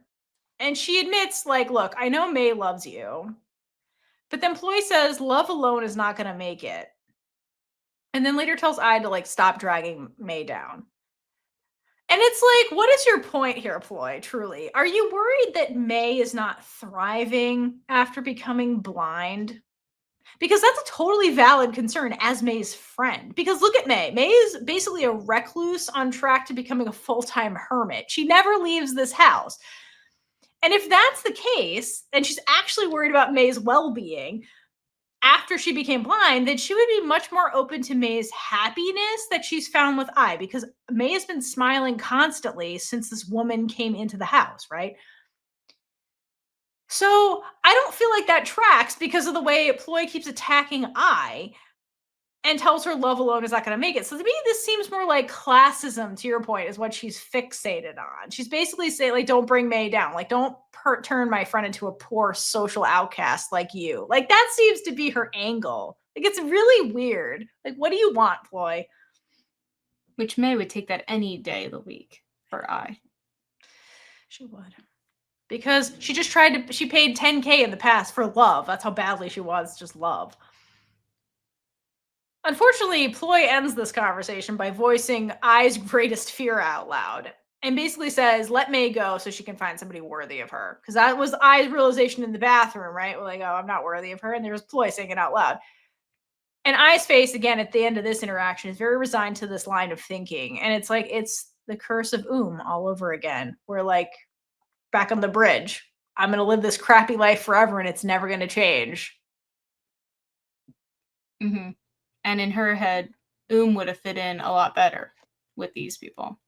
Apparently did. Yeah. This is Um's realm, right? Exactly. And I know that Ploy has some redeeming moments later, but boy, did she annoy me in this episode. I mean, yeah, she's attacking our beloved, obviously. How could you? But I'm like, what is your end game here? Because, like, it's like, do you care about May or don't you? You know what I mean? Because, like, her arguments were contradictory a lot of the times. And it's like, I don't think she even knows what she's feeling right now. I'm like, I don't feel like she's as close to May as she thinks she is like the thing. You know what I mean? Because, like, Ton is a lot closer to the situation because he's here often to, like, take her to appointments and, you know, she brings him into her confidants a lot more. So, like, I feel like he knows a lot more about what's going on in May's day-to-day. And, like, you know, remember, like, being like, you're trash because you just lounge around all day. Ploy doesn't see what May's day-to-day is. I don't think she knows what May's life is actually like. There's a reason it took us till episode 5 to get to know Ploy. Like, to even know that Ploy exists. Right. But what does exist is taking a break for some shout-outs for our Chaos Crew over on Patreon. Woo! Woo! So our Chaos Crew members on the Big A Ride or Die tier and above are Jill L, Michelle G, A Mix Monzone _multi, Leona, Natalia, Monet F, Moving Forward Leading, Cassie M, Danny, Here For It, Regina B, Jasmine O, and Nancy D. Woo! All right, you guys really love to challenge me to see how many names I can read out. They do. Keep going. We love it. And our featured Big A supporter members for this episode are Loto Fusi, Mariah G, and Issa. Woo! Thank you so much for all of your support. Whether you support us through being part of Chaos Crew or you're just watching, listening, wherever you're consuming this podcast, it means a lot, especially when we see your comments and reviews. We see every single one of them. And if you join our Discord, you can just have a conversation with us too. You don't even have to join Patreon, but you do get exclusive and full-length content. You get so much over there if you can. But again, the economy. We also the economy. We get it. Yeah. So Discord's a great way to connect with us as well. We are also on all social media platforms at Big A Energy Pod. We have made ourselves available to you because, as Theor likes to say, we are little circus monkeys, and we want to hear from you and know what you want, and we will do it. Yeah. Within reason. Also, make some friends if you need somebody to shout about your favorite Thai girl love shows, Pluto. That's what we're here for. There's so many people ready to shout with you. Okay. So we head to part 2. May comes in. I is sitting on the couch, and she is just like telling her that everyone's left. And before she can say anything else, I says that she's leaving. If you watch she avoids looking directly at May for, like, she like looks at May, but like she doesn't let her gaze linger for too long during this whole exchange. It's like it's painful for her to do that. No, she's not worthy enough to look her in the eye right now. Which hurts. And they do this verbal dance of, what's wrong? And I just continuing to say, she's fine. Nothing's wrong. Which clearly she is not fine.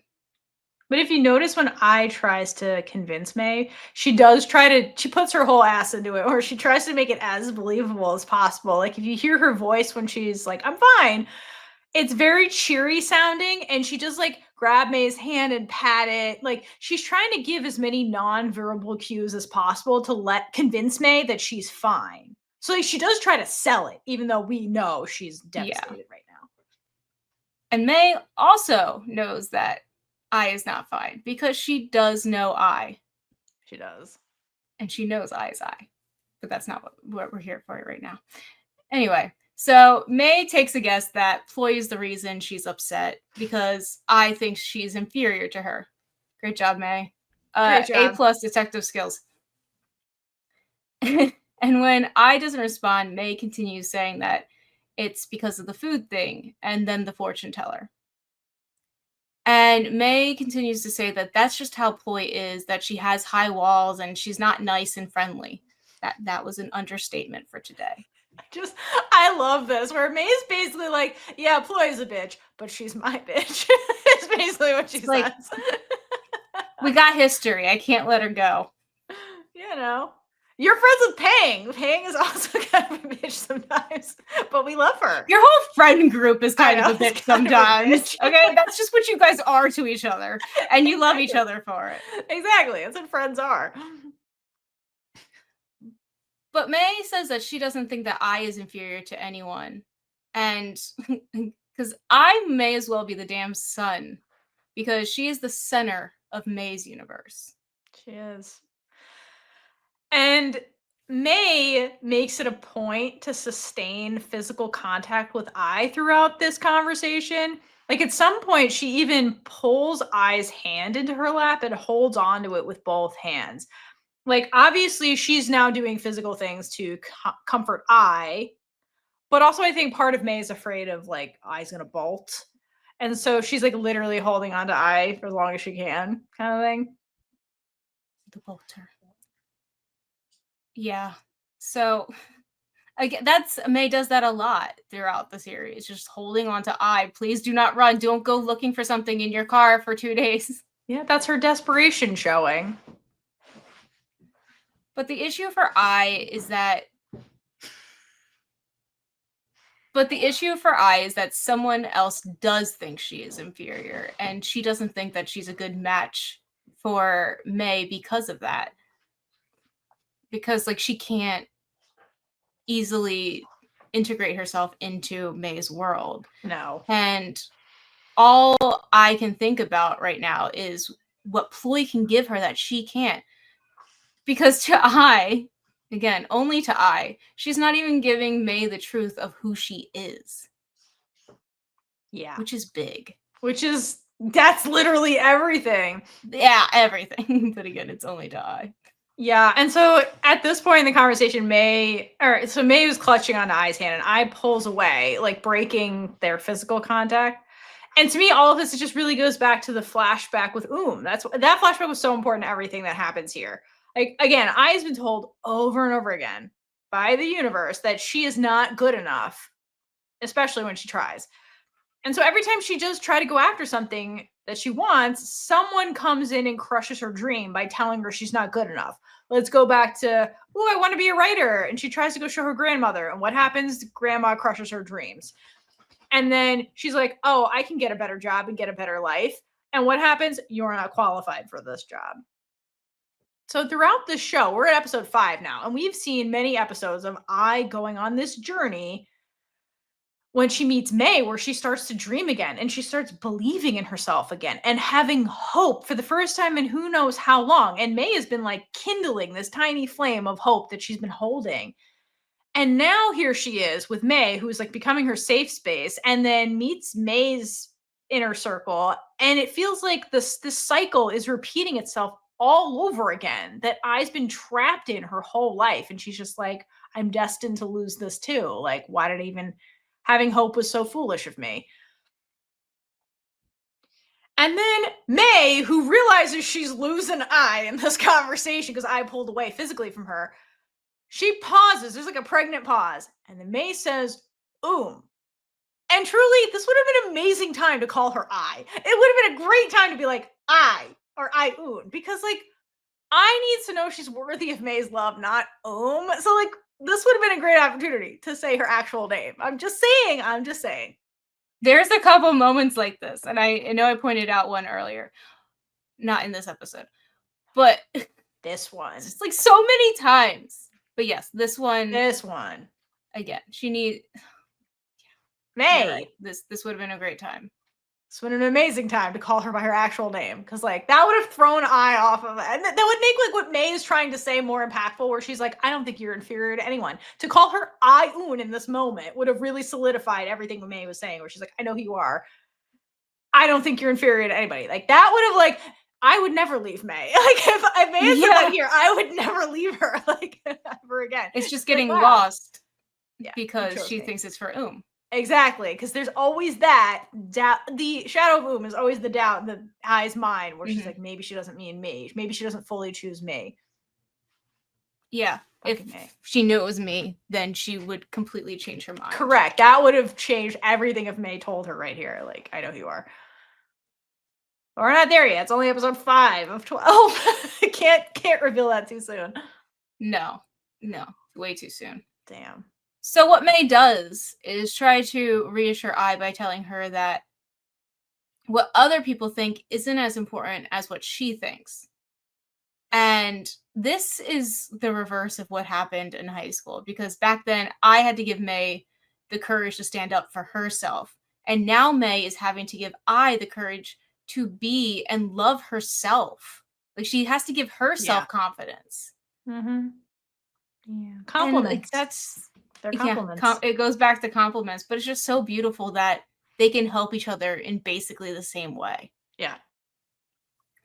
And May tells Ai that if she wants to put herself down and leave her, then go ahead. And this is when she walks out of the room, leaving Ai to her thoughts. And Ai watches May walk away, but doesn't try to stop her, which I kind of wish she would just be like, no, don't leave me. But again, at this this is like, I'm not That also would have been great. Yeah, you also could have been like, I'm not Like, you got nothing to lose right now. Literally. Because you're already so far down in your own thoughts that just tell her. See what happens. Yeah, honestly, that's a good point. I also was guilty of not taking advantage of this opportunity to just be like, here, lay it all out on the table. Both parties should have been truthful. Right. Bitches. But this is showing that Ai truly believes that May is better off without her. It's Yes. not just for show, like, because ploy got into her head. No, she fully believes this. But I think that she's frustrated that she does feel this way, because when May's gone, she lets out a breath and just lets her head hang. And then she runs her hands through her hair. She sure does. Yeah, I know. Gorgeous hair first. I almost took a note that very gaily. I'm like, I already said that, but like every time she runs her hair is so beautiful. It's ridiculous. I love her hair. Her hair. Again, can we hydrate again for her hair? Yes. It has beautiful hair. Mm-hmm. And she's not afraid to wield it as an actor, which I love. Oh gosh. Anyway, now that I'm distracted by her hair again. It's so good. The scene ends with Ai staring where May just walked out. And this is showing that her thoughts are and continue to be on May, and how she is longing to be with her now. She just, again, doesn't think she's worthy enough. Yeah. So we then cut to Ai at Kosol's car wash, where she is helping to wash a bike. And I mean, helping is a strong word. Because really, she's just standing there lost in her thoughts while the water is running over literally one spot of the bike. And you want to know what's really funny about this? Is that this is literally what I was doing in the flashback with Like, she was literally just sitting on that bench holding the hose and spraying one spot of the bike. Like, she hasn't changed in however many years has passed since, like, that flashback. She's true to herself. She does something so It's admirable. I doesn't change. I love how the production's like, we're going to give him a flashback, and we're going to put instances of this flashback in every single scene in this episode. It's amazing. Like, damn. So but now there's someone else here to yell at her, because Kosol's like, I'm not made of money here, and if you're not going to help wash this bike, then just go home. Seriously. So instead of actually washing the bike better, I just hangs up the hose. She gives up. Like, she could have just gives up. Continue to wash it better, but she does stay and like wipe it down. I guess in that one spot that she watered. It's not a flower eye. You don't water it a little bit. So funny. Anyway, This I is so says that funny. she's not gonna be able to sleep if she goes home, and Kosol's response is, "I smell something dramatic," which I just which is That's hilarious. such I a good love this line. line. That's such a good line. Then it needs to be said again. "I smell something dramatic." Like, So how did you come up with that? I know, it's so good. Anyway, so Kosol's like, "Is it about your sister's girlfriend?" And no, Kosol, it is about her girlfriend, thank you very much. It sure is. But I doesn't say that. Instead, she says that she isn't good at anything. Not true. No, You're not good true. at being you. I mean, look at you. Look at Anyway, you. but and like, but she says like she's not good at anything, but she's crazy enough to want a relationship. So like, if she's not good at anything, how can she even be good at a relationship? Yeah. But congratulations, you are human. It's not easy. Yeah. It's not. And Kosol just looks at her for a second before looking back at what he was doing. And I'm sure like they don't have many conversations in general about feelings, like either one of their feelings. No. And so he doesn't know where to start with No. this.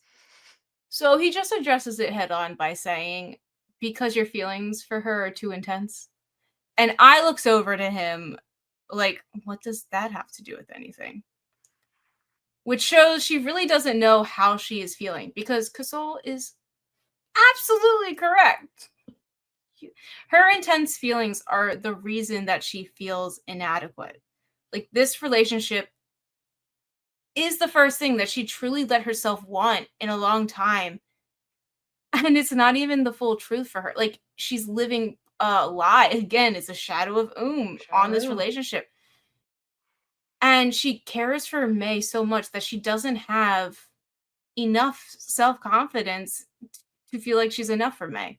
Yeah. And then Kosol becomes like full of wisdom out of nowhere I know. and explains that when you love someone, you put them on a pedestal in your mind to the point where you end up looking down on yourself without realizing it. And like, first of all, damn, because Mhm. this just like this is what's going on. And I is so relatable for this, first of all. Like, because this is I don't know. I just relate to this guy. Honestly, I like, relate to this him. line is what's going on with, like, every character in the show, honestly. Because, like, Yes. is this not and I's relationship? Like, puts Mhm. I on a pedestal, I puts on a pedestal, and, like, the grandmother puts the twins on a pedestal and then doesn't take care of herself, and then you got Officer Hottie putting Jan on a pedestal, I mean, Pang on a pedestal, and, like, that's what everybody's doing in this show. Like, this was really Yeah. wise and weird it came from him, but, like, it was a Yeah, I really know, good and it's line. because and, like, he's not even talking about just I, like, that's what I's doing. He's like, Right. we in general, because like, Yeah, that's what you humans. do.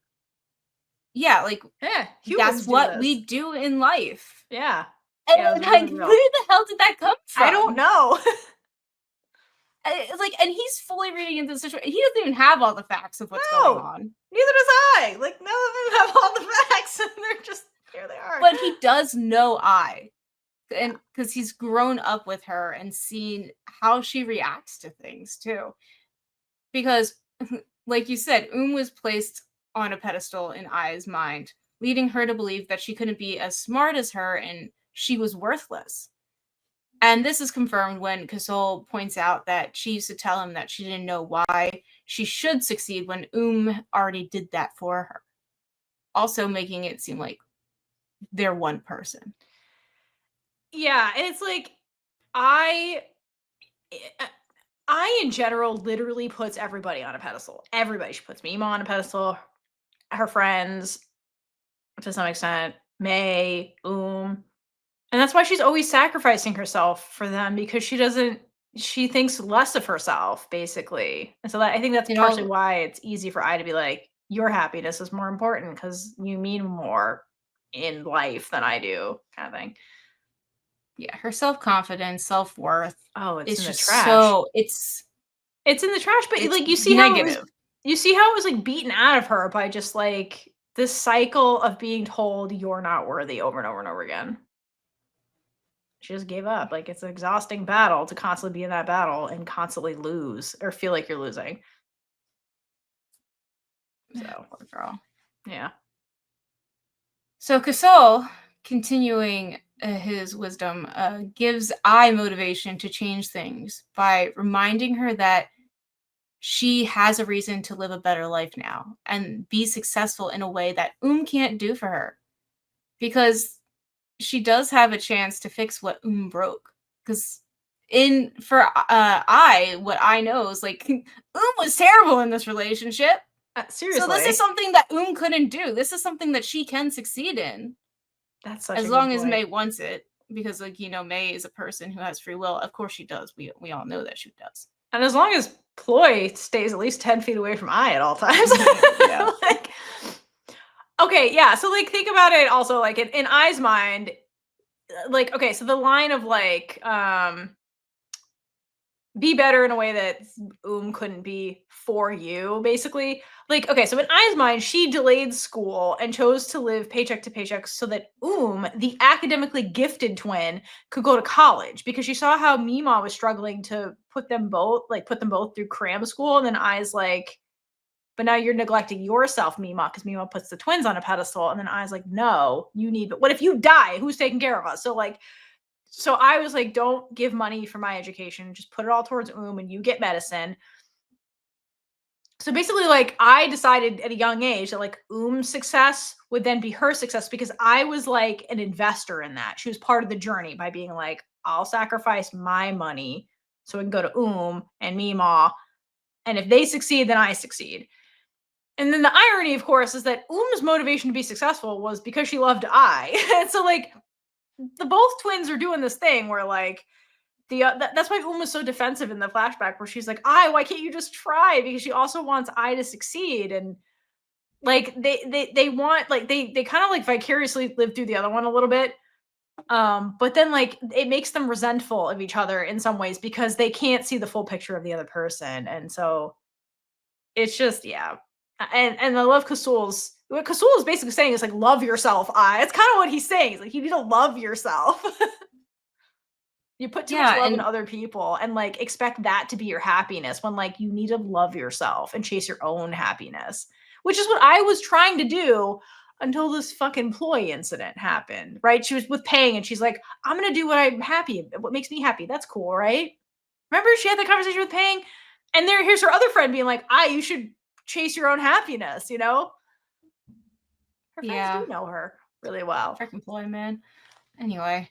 But yeah, Kosol's advice really does make I think, and it actually gives her hope. It's a good pep and I love what stems from this hope is that she hilariously throws the rag that she was, drying the one spot that she watered. And says, damn, that's wise. So funny. She's back to her old self. And then, and she channels like the little bit of self-confidence that she can scrape up. And says, I think our time together sparked your growth. Okay, honestly, I'm loving seeing the buddy relationship with the two of them. I agree. I like this, where he's not being weird about it. Yeah, yes. And again, and there's solidness of this friendship because he jokes and says, holy shit, stop it. Don't joke about the biggest mistake in my life. I'm getting goosebumps.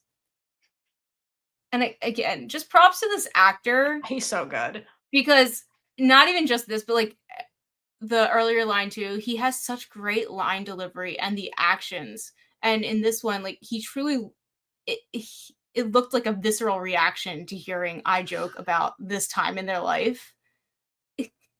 He did such a great job. He is a very good actor. I enjoyed him as Kosol a lot.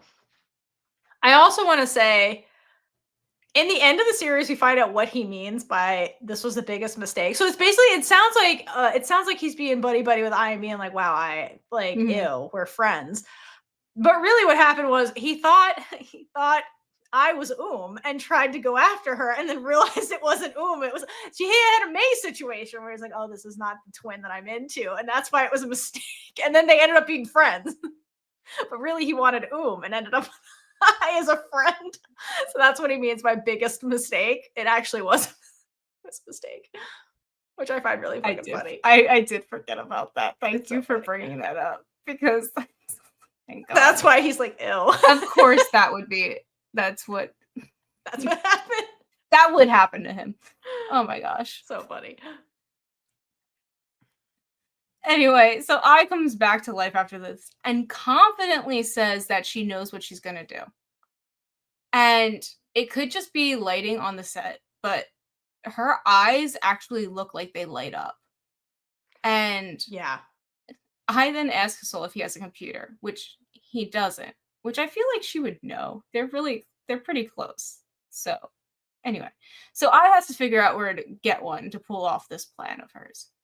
I will say I think it's Spam Tam's acting, to be honest with you, because there's a lot of she's really good at like showing you the light bulb moment, like when the character's thinking something and it clicks. Like she's really good at being like, my character gets it now. So I believe it where it like you can see the light bulb go off.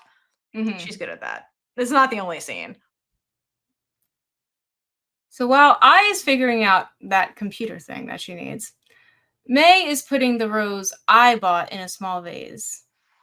And May could have easily put this rose with the large bouquet that Floy brought. But May kept it by itself and lovingly places it into this small vase. It's very cute. And she gets cut by a thorn. And instead of really reacting to this, she just takes a moment and then feels for the petals and slowly sniffs in the scent of the rose. And this rose like symbolizes I, which is why May is taking such great care of it. And to May, I is someone who needs to be cherished and deserves to be given what other people have. Not everyone would have even saved a single rose. I mean, it's all by itself. But when she is cut with the thorn, that is the pain that she may face in the relationship. And this does not deter May. She just carefully brings herself to the main part of the rose that reminds her why she loves it so much. And because like the pain that they may face, that May will face in their relationship is not enough to cause her to let I go. She wants to hold on to all of her, even the parts that may need some work. She's willing to just stick with it because she loves her. She does. And like, I think this gesture meant a lot to May, the single rose. Cause like I did the romantic thing and brought her the single rose. And like, obviously that stuck and May really appreciated it. And we'll see later, like May holds on to this rose, like, and tries to preserve it even after it dies. That's how much this means to May. And I have to say, like, while this whole thing is going on with May and the rose, the background music is that same warm melody that was playing before in previous episodes, and that's like the Ioun song where like May's heart feels warm. So she's having this moment where she's having all those warm feelings from and you're right, and it's being symbolized by the rose and her handling of the rose in this scene. So I think the music also adds to it. That damn rose says so much with so little. That's how much it means. It means a lot to May. So it's not about the money, right? To your point, it's about the gesture and I's effort and all that. Yeah. We then head back to I, and she managed to find herself a laptop. Well, I mean, she managed to steal one from her sister. You sure did.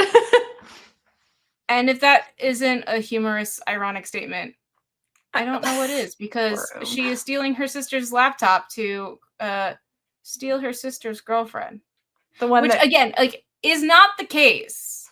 Was trying to break up with her. But will forget that.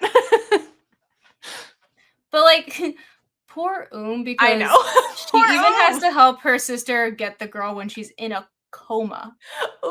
Has been third wheeling these two for a really long time. Like, too long.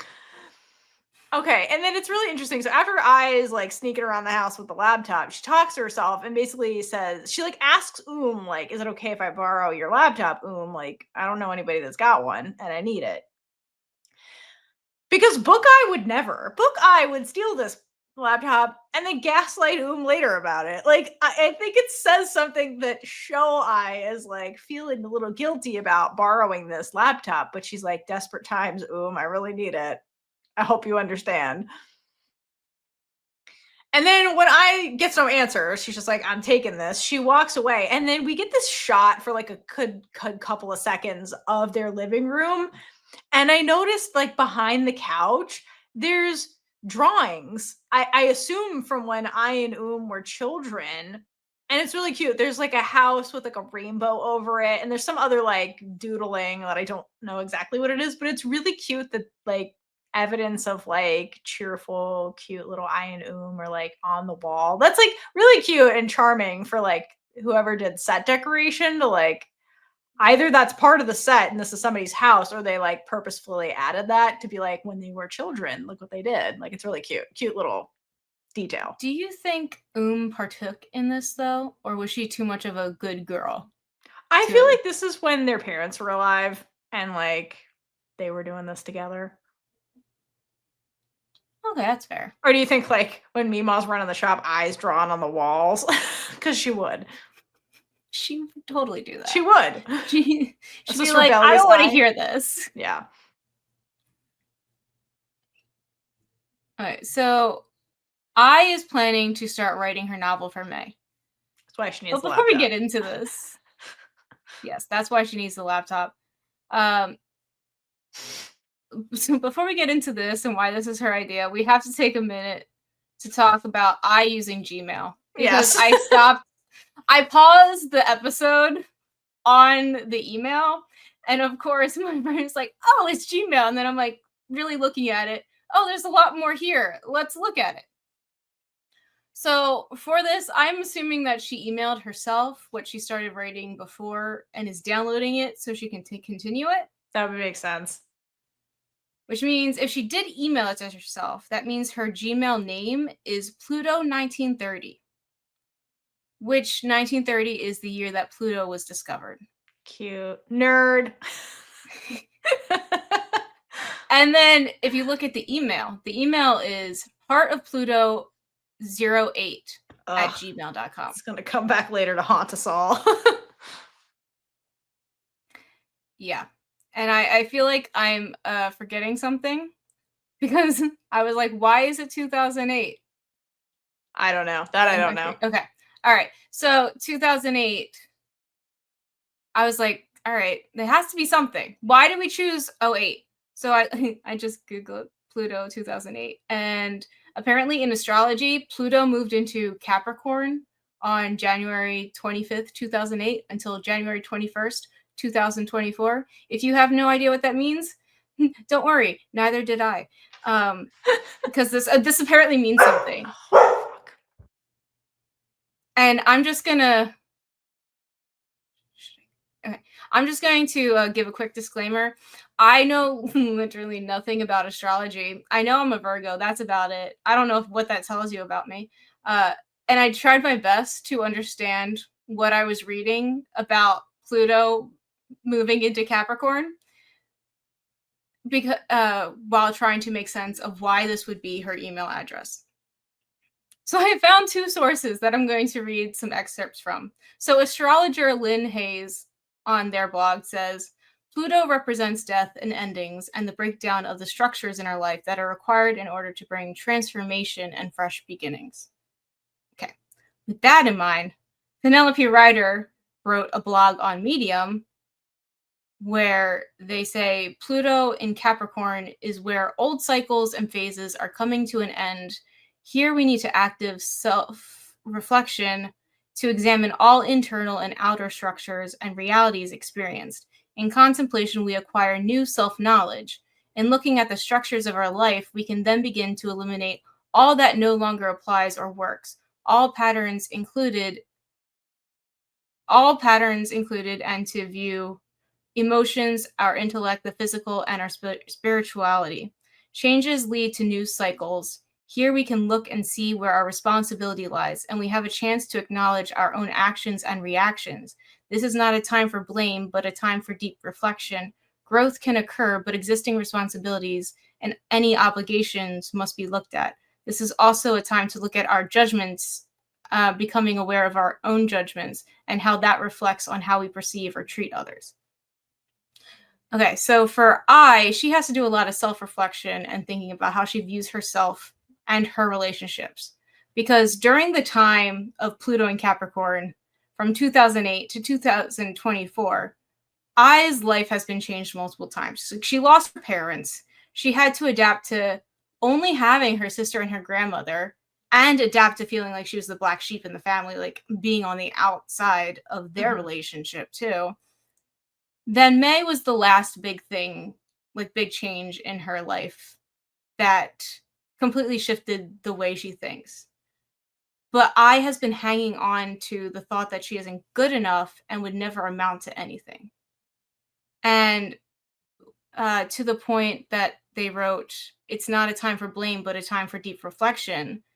Because it would be easy for I to continue blaming for everything. But in this moment, Kosol helped her see who she is and what she can do as a person and not in shadow. I also love the part that growth can occur, but existing responsibilities and any obligations must be looked at.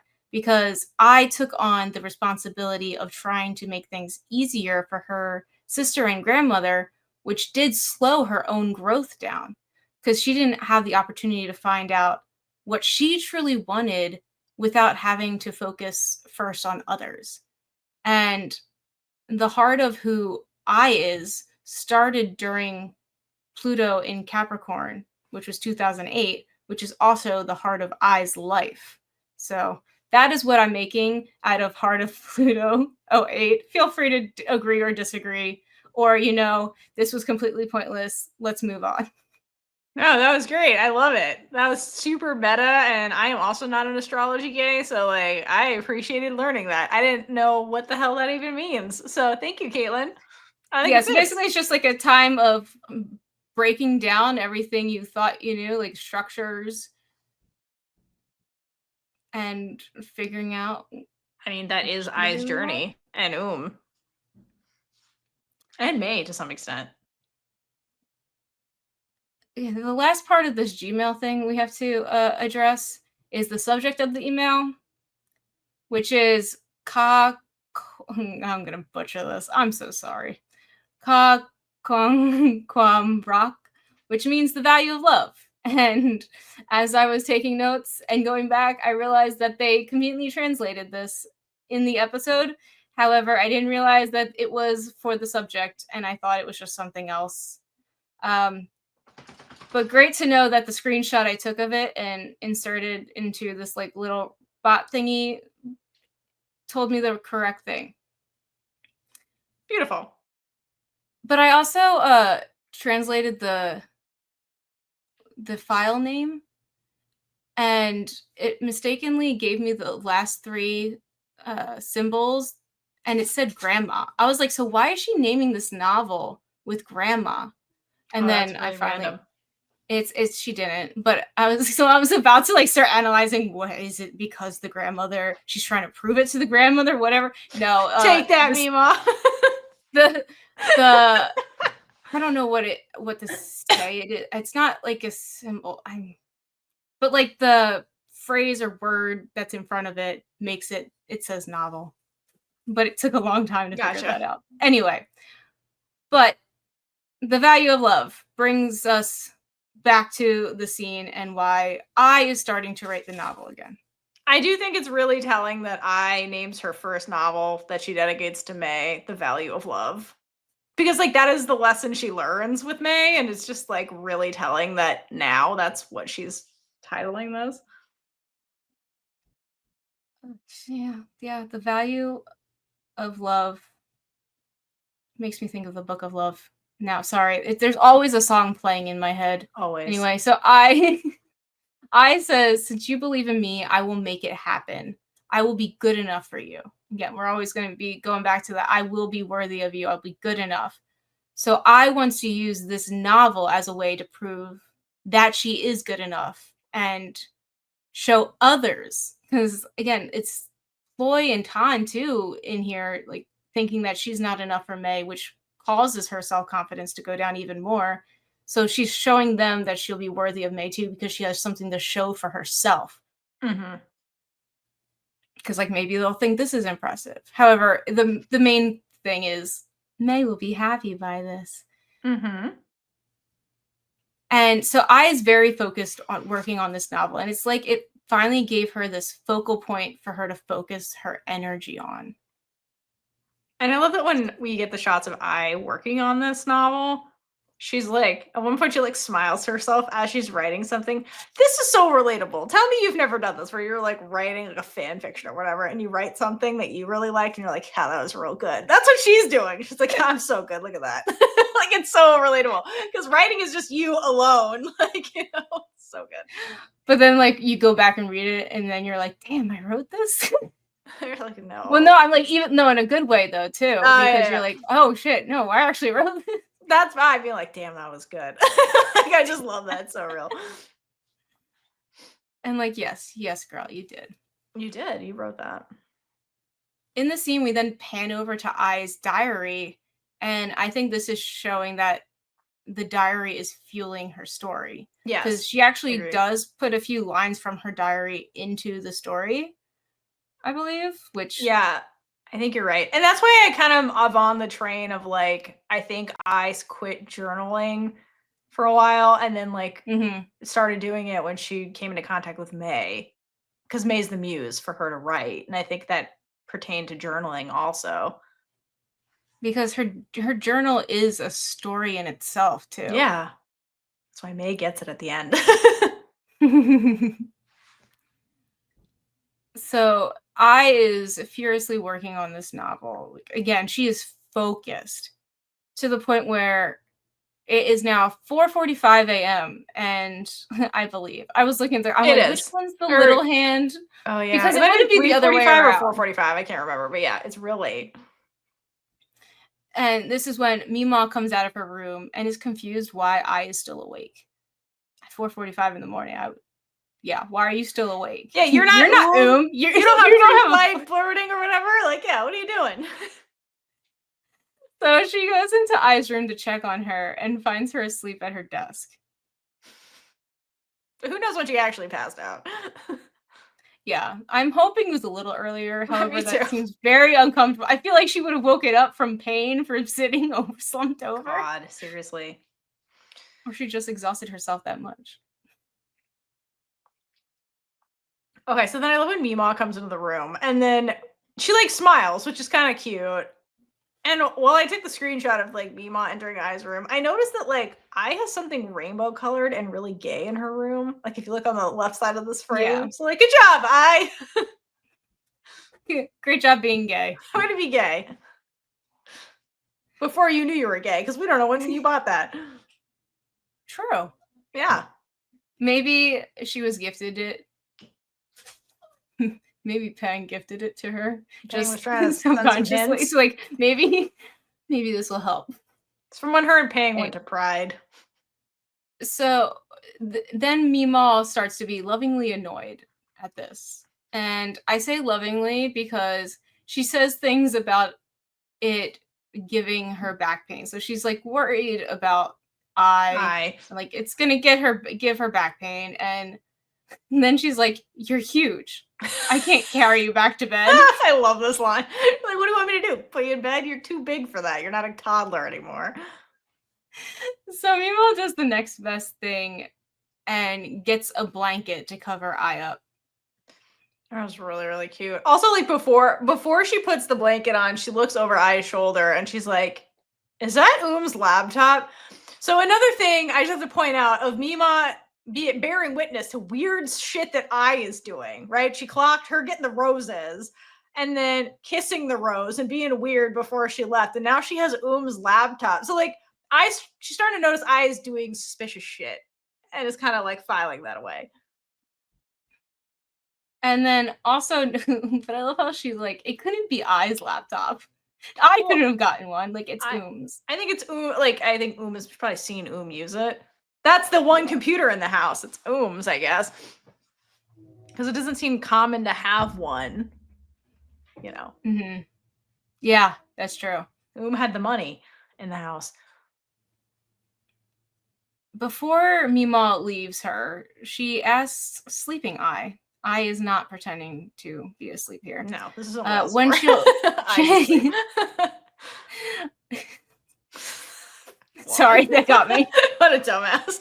I's not that much of a dumbass, but she's a dumbass. Back to this scene. I love that show. Before I get too distracted. It's such a good show. It's great. It's a great show. It's great. Another great show. GMMTV, baby. MeeMaw asks Sleeping Eye when she'll grow up and mature so she can put her mind at ease. And again, if only they all knew how much all of them did for each other. Yep. They will find out. But like, if this is like callback to conversation at the beginning where she's like, MeeMaw worries about you growing up and like doing, and she's still worrying, but it's been how many years since that conversation? Like, that hasn't changed. Yeah. Yeah.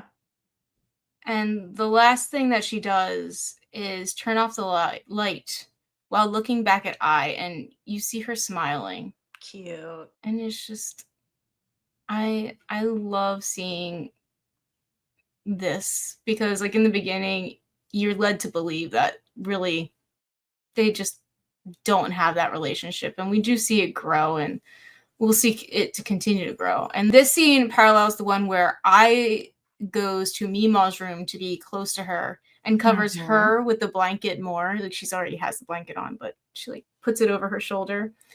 And in that one, there were no words spoken. And also to note, MeeMaw was pretending to be asleep in that one. Yeah. But I would like to think that because MeeMaw is talking to Eye throughout the scene, that it indicates growth in their relationship and a willingness that they are getting closer to the point where they can actually talk about these things. Yeah. I think that's a good read. Baby steps. Yes. We're getting there. We're getting there. We're both going to be awake and actually speak to each other. Yeah, we just need to wake up so we can get If only she was pretending to be asleep and then just randomly popped awake. She's so she's so dramatic for all of this. Go break up with my girlfriend while I have a Sleeping Beauty moment or whatever. It's like, girl. Oh my gosh. Okay. So the next morning, we're at Pang's, and she's staring at photos of her and Eye, and then her and Officer Hottie on her refrigerator. And I was just staring at this refrigerator again, and I think she has Minions magnets on there. She does. I don't know if we addressed that before. We didn't know. We didn't get the shot of that before. I missed it. I think Pang was standing in the way. But that's so random. It's so random. She also has a magnet still in the packaging that's labeled magnet. That's amazing. Great job. I just love how she's like, don't even take it out of the packaging, just slap it on there. Last minute set decoration decision. Somebody probably just put it there and forgot about it, and then I just made it into the show. They're like, yeah, they put it there. Like, someone take it out of the packaging later. Hang wood. Hang wood. It's fine. It's Pang.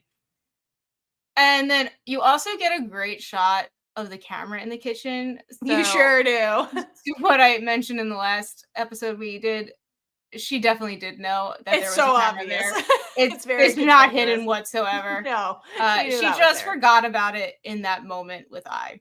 Well, I mean, did she expect Officer Hottie to be like looking at her through the camera at that moment? Probably not. That's valid. You know, she was also like, is there not a light to tell you that it's on? And like, I don't think Pang was paying attention to it. No, like, she does. There was a lot of feelings going on in that. So many.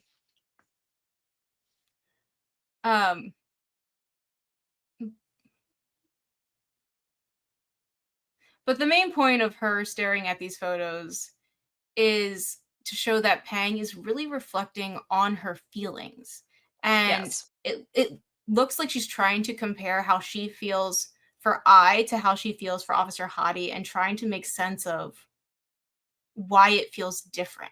Yeah. Like, what do I do now? Yeah.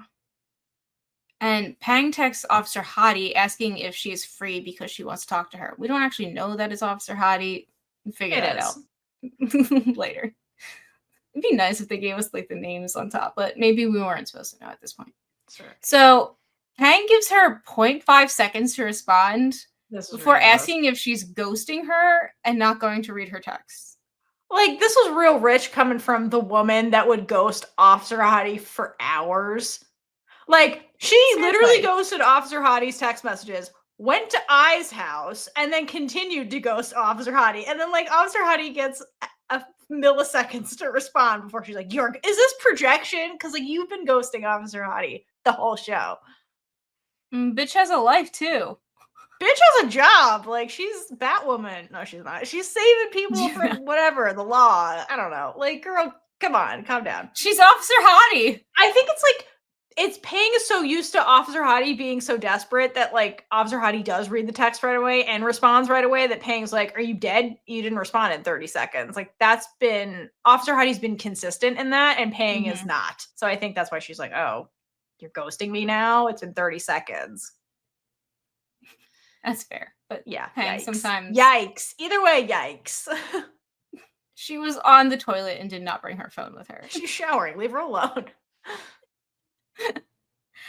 So, while texting, she forgets that she's boiling eggs and rushes to get them when they're like boiling over.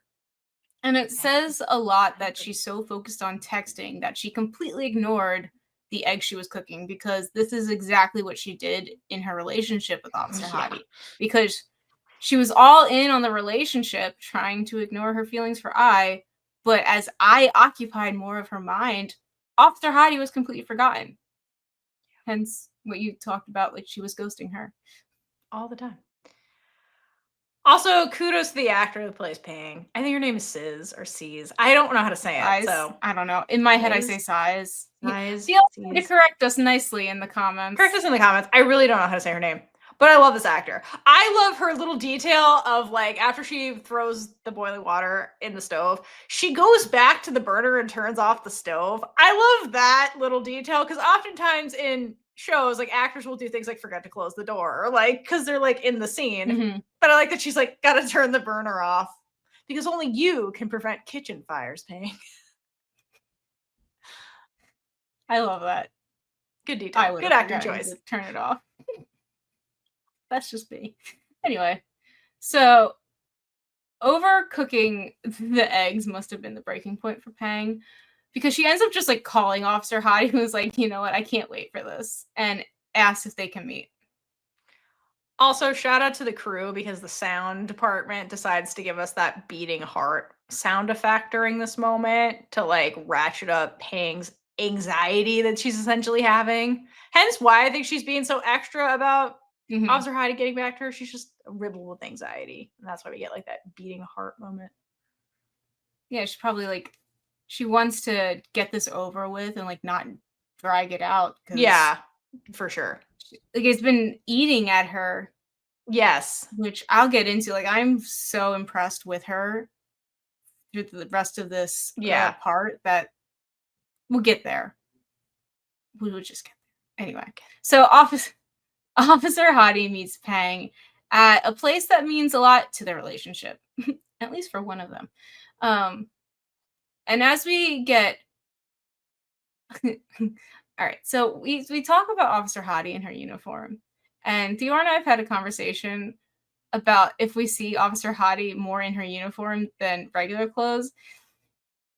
And now that we've come further into these recaps, I realize we really don't see her in her uniform that much. Well, we should. That is what I remember. It's a crime.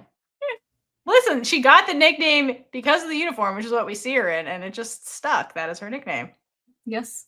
She's still Officer Hottie even without the uniform. Again, it was a crime that she was not in her uniform. There was a lot of crimes committed against Officer Hottie. Yes. Her being single at the end. The hell. Uma's right there. One. It happened. It happened off screen. It happened in a dream I had, okay? Hashtag fixed it. A fix it fic. Officer Hottie and Uma. I can't. You're killing me in this one. You're welcome. This is sad. I gotta do something. It's a good It is. conversation. I like it.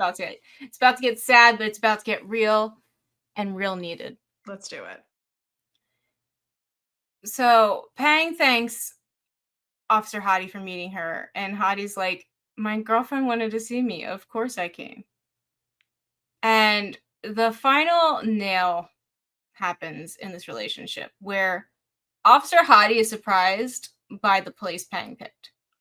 Yeah. And Pang's really confused why Officer Hottie starts talking about old memories. And so Hottie's like, rightfully, don't you remember?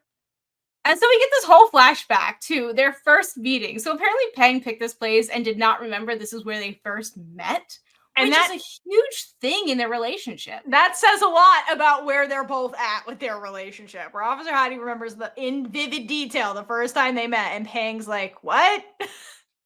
That's a red flag. Yes, yeah, all of them. That's a lot of red flags. I'm assuming this is Hottie recounting vividly remembering this. Pang. Yes, Pang doesn't even remember. Yeah. So Officer Hottie was in this flashback ordering a double shot iced Americano. She is a lesbian, so of course it's iced, and because apparently that's a stereotype. Iced coffee and gay people is a stereotype. Yes. Yes. It tracks for me. It does. Anyway. Officer Hottie then starts admiring the plant that is on the counter and asks what kind it is, but the barista doesn't know. She's like, bitch, I just work here. I don't fucking know. Yeah. He's like, it was here when I was hired. It's a bitch to take care of. It's a plant. I hate it. Do you want it? Take it. She doesn't say that, but her eyes did. She's like, get me out of here. But we get this great shot of Pang just leaning back into the frame and not being able to help but butt into this conversation and let Officer Hottie know that it's an Indian rubber tree. And then starts acting as some sort of like Google assistant and says, plant lovers like to keep it indoors. They believe it heals the mind and boosts positive energy. It also helps purify the air. It grows quickly and it is easy to care for. People like it a lot. Most importantly, it's very beautiful. And I'm like, just the way that reads, it seems like it's just like a voice assistant is reading out these items. And to a normal person, that is what it sounds like. But to Officer Hottie, she's like, that's how I take care of you. Great. Like positive energy, purifies the air, beautiful to look at. She's like, check, check, check. Yes. Because Hottie continues, definitely not talking about the tree. No. Because she's smiling, saying, it is very beautiful indeed. Yeah, these two having two different conversations right from the bat. Yep. Because it was love at first sight for Officer Hottie. For Officer Hottie only. But this whole conversation is the definition of smooth, and I think I need to take notes because Officer Hottie asks if there's a place Pang would recommend for plants, and Pang just casually invites Hottie to tag along with her to the tree store house. I don't even know. Yeah, her shop. I don't know where they go. My house. That is the definition of smooth. No, literally, she's probably how is she single at the end? She's the smoothest character. But the both of them together. Pang like, also Pang's just like, yeah, like, oh, I'm already going. Just tag along with me. But Pang gets a girlfriend. Officer Hottie does it. It's bullshit. Yeah, it is bullshit. DMMTV, fix it. No, anyway, it's up to us. Hashtag only you can fix canon. Can fix canon. Title of this episode, Only You. You can't title it Only You. People are gonna be like, this isn't Ling Orm. Then we're gonna get a bunch of hate mail. Be like, this is not Ling Orm, worst podcast ever. It's okay, we're used to it. I know. There's not enough Free Becky in this show. I'm sure people are pissed. There's always people pissed about that. You're not wrong. Let everybody else have their time to shine. It's fine. We can all share the space. We can love everybody. Only you can support all Tiger loves. Anyway. I was going back through old comments and found one that you responded to, and I was laughing. Anyway, I know. go back to the present. Sorry. Sorry, Theora's really catching me off guard in this episode. My job. All right, back to the present. Officer Hottie mentions that it feels odd not seeing the Indian rubber tree in this cafe anymore. And I looked up this Indian rubber tree because I've never heard of it before, except for the show. And it represents growth, stability, and prosperity, which makes sense why it is no longer in this cafe, because that is no longer present in their relationship. Which makes sense for like the read on their conversation, but also does that mean the coffee shop is failing? Because it's their shop and their plant. They're like, fuck, we're doomed when the plant dies. Well, I mean, maybe we needed a Indian rubber plant in the Us Cafe to see how their business was doing. Yeah. I do love that cafe. Okay. It's great. We got a lot of great cafes going on in these. I need to visit them all. I agreed. Send us locations. Please do. In the comments. Hottie then continues to say that things just aren't the same. And at this point, I think they both know that she's not just talking about the plant. No. And Pang tries to let Hottie down gently. But Officer Hottie cuts her off before she can really say anything. And she tells Pang that she doesn't want them to break up and asks for one more chance and says she will make her like her again. And this is so sad. Because it just breaks my heart that Hottie is asking for another chance when she did nothing wrong. Literally nothing wrong. And like, this is when you know a relationship is headed in the wrong direction, when you're willing to change who you are when you did nothing in the first place, just to make someone else love you. Like, that should never have to happen. No. And if Pang wasn't shocked enough hearing Officer Hottie immediately say she doesn't want to break up, she couldn't be more shocked when Hottie says, please don't fall for Ioun yet. Because, like, where does that come from? Right. Where did any of this come from? Yeah. Met I before? Well, I don't know. And, like, but girl, that ship has sailed, unfortunately, a long time ago. And Officer Hottie asked Pang, weren't we happy together?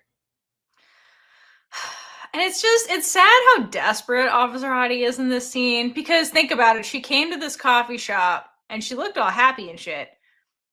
Because she was intentionally pretending like she didn't see Pang pour her heart out to I. Like, she was just like, fuck that. I'm just going to fix everything by being extra happy and let's not trigger Pang. And like, and then when it started going off the rails, that's when she's like, the truth comes out, right? But she was fully willing to ignore the truth just to keep Pang, just like I did back in the day when she's like, oh shit, Pang likes me. This is weird. I'll just ignore it and hope everything's fine. Like, eventually the truth comes out. It's kind of like the moral of the story. And to your point, like, sometimes in relationships, nobody does anything wrong. It's just like people grow apart or circumstances change or like trauma, like unresolved feelings, like things just happen and it's like nobody's fault. It's just like, that's what happened. And it's just, the fracture. Yeah, this is just a normal fracture between people, and Pang is being mature adult and addressing it, but Officer Hottie is like afraid of losing it, which is totally understandable because look at it, their relationship was really cute at the beginning, and they had happy moments, but like it just changed, and like sometimes you don't even notice it happening. It changes, and it's just sad. But Officer Hottie's character very consistently has been somebody who tries to fix problems when problems come up, but it's like, this is a problem she alone cannot fix. It's unfixable in the way she wants to fix it, you know? Like, something has to change. Like, to move forward, you can't go back to the way it was. And for Pang, healing and getting over, like, things is not a linear journey. Correct. Like, It's just like mental health. It's not like, oh, I'm cured, I'm fixed, like I'm never going to have these feelings again. Their circumstances have changed that sent her back to that same place that she first felt these feelings for I. Wait, just wait until we get into because story is so much worse. Like Pang's is like a little taste of like what was dealing with the whole fucking time when it comes to feelings that you don't want to have, but you cannot control them and they just go away when they go away. That's like story. And so like Pang's a little taste of that. It's like Pang can't control the feelings and she never could. Like I guess she kind of could ignore them for a bit or like but, like, she can't ignore it, like, she's at the point where she's like, "I need to deal with it, and I can't keep ignoring this, it's not going away," kinda thing. Yeah, and to that point, she apologizes to Officer Hottie because she can't help their feelings, and she lets her know that these feelings are not sudden, like, again, the ship has sailed. She's basically telling Hottie that it's not you, it's me, Yeah, and in this case, it really is. it is. And unfortunately, like, this has been going on for years, and Hottie is just collateral damage that was never intended. Like, Pang did not go into this thinking, "Oh, I know it's gonna hurt her, but I'm gonna do it anyway." But again, I'm very proud of Pang for coming to the point that she doesn't wanna lie to herself or Hottie anymore, because that is a big thing. She was so focused on pushing these feelings down and ignoring them that she did not realize how much she was hurting Hottie. And I as well, since like her actions changed the way that she treated I in their friendship. Mhm. And she had to stop lying to herself to make a smart decision about what to do and actually move forward. And she even says like she feels guilty for it getting to this point, and then finally says that let's break up. And these were the words that Officer Hottie was dreading in this conversation. Yeah. Probably why she didn't respond in 0.5 seconds. And Officer Hottie tells Fang that she's very straightforward and like she could have lied a little bit to ease the blow. But that would have left Hottie with hope that things could be different one day. And again, Pang knows what it's like to harbor these feelings and hope one day things might change. And Officer Hottie might not realize it right now, but she needed this to be straightforward. She needed it there not to be even a little bit of chance that Pang could feel this way again for her, Yeah. because then she's just holding on to that hope. And you can tell that Pang is very genuine throughout this conversation because she apologizes, says she doesn't want to lie to her anymore. And then like the ultimate self-awareness thing that she says is that she doesn't want her to be with something. She doesn't want Hadi to be with someone as toxic like her. And I don't think Pang is a toxic person in general, but she did recognize that she was causing this relationship to be toxic, Yeah. which is a huge thing for her to come to a conclusion. Yeah, I appreciate this entire conversation. Like, it's another one of those conversations in this series that's difficult to watch because it's like Pang and I's conversation when Pang's feelings came out. That was a really hard conversation to watch because that conversation, like this one, are very difficult conversations for people to have. So I appreciate that they wrote this in here. And this one in particular, because it really demonstrates Pang's emotional maturity, like you said. She clearly reflected on her true feelings, looked back on her entire relationship with Officer Hottie, maybe not the first meeting, but like their relationship, and she reflected on her previous conversation with I. That's how we kind of got her here being so straightforward and honest about everything. Because to your point, like about the toxicity, if Payne kept going on this road with Officer Hottie, where she's just stringing her along, it was only going to hurt both of them more eventually when they had to get to this conversation, right? Kicking the can down the road, so to speak. And what I like about Pluto the series is one of the themes in the series is this concept of Sometimes loving someone is letting them go. And it starts here. Because obviously, like, there's love between Pang and I. Like, they've been friends for a very long time. There's a degree of love between Pang and Officer Hottie, right? But we can't be in this triangle, right? Somebody's going to get hurt. There's no throuple here. Like, someone's going to get hurt. So, but they have to resolve it somehow. Like, Pang has to let Officer Hottie go, and Pang has to let I go, because it's not going to happen, right? And then the ultimate pinnacle of that in this story is the I, May, and triangle that's happening. And people got to let stuff go. Otherwise, we're never going to move forward. And it's just like, that's a good theme that they stick on this show, and they execute it very well with these characters. And I appreciate it. That's a really good point. But it hurts so bad watching them have to let them go.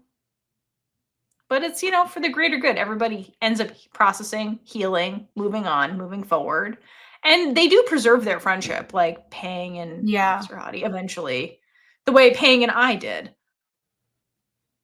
Which is so great to see that like these relationships are not being ruined. Yeah, and the fact that Pang was like, I am making this toxic was so huge. Like, that self-awareness is huge. So, like, because that's not usually the case. Not many people have, especially in media.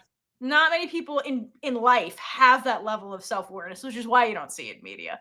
Yeah. Like, that's what I mean by, like, Pang must have really reflected and, like, really, really thought about all this, because to come to that conclusion is very emotionally intelligent. It's not common. It says a lot about her. Agreed. It says a lot about Pang's character. So, to your point, Pang wants them to end on good terms. She says that to Officer Hottie. And she holds out her hands for Officer Hottie to take. And before Hottie does anything, she tells Pang that she feels envious of I. And that's when she grabs onto Pang's hands. And then Hottie asks if I knows that Pang is doing this because of her. And Pang actually tells her not to make it sound like she's doing something selfless, because she's a selfish person. And again, like, I love that she's not trying to break up with Officer Hottie to make herself feel better. Like, she's truly caring about Officer Hottie and her feelings and just not hurting her anymore. And willing to, like, take responsibility for her own actions and feelings. Yeah, and if you think about the situation we're having right now with Pang and Officer Hottie, it's a really similar dilemma to what I's been dealing with. Basically, like, she's the person that other people, like, she spends her whole life having to conform to what other people need her to be, right? And she's the person who's always like, well, your happiness is more important than mine, because she puts people on pedestals. And so her happiness is always sacrificed, which is a selfless thing, versus being selfish and putting herself first so that she can pursue her own happiness. Pang is kind of like learning that lesson here, where, like, sometimes it's okay to be selfish and choose your own happiness and put your own needs first, because Pang was not doing that for a really long time and everybody was miserable, right? Like, their relationship with Officer Hottie was like a shell of what it once was, because Pang's not in it. And, like, if she deferred having this conversation just because she wouldn't hurt Officer Hottie by breaking it off, like, ultimately you're hurting her either way, because you're not in the relationship, right? So, like, is it selfless or to hang on to Officer Hottie to avoid this conversation? Or is it, like, okay to be selfish to, like, end this, to let her go and let her, like, live her life? Because Officer Hottie can't live her life when she's tethered to you, not the way she wants to. So it puts into question, like, is being selfish bad? Because everyone always frames selfish things as being bad, but, like, is it? Like, Pang being selfless was, like, not living her truth. And then Officer Hottie, we saw her be miserable. She's miserable until Pang deigns to text her back. But, like, being selfish in this moment is not only what Pang needs to heal, but like Officer Hottie really needs it too. Even though this conversation is hard to have, it really is what's best for both of them at the end of the day.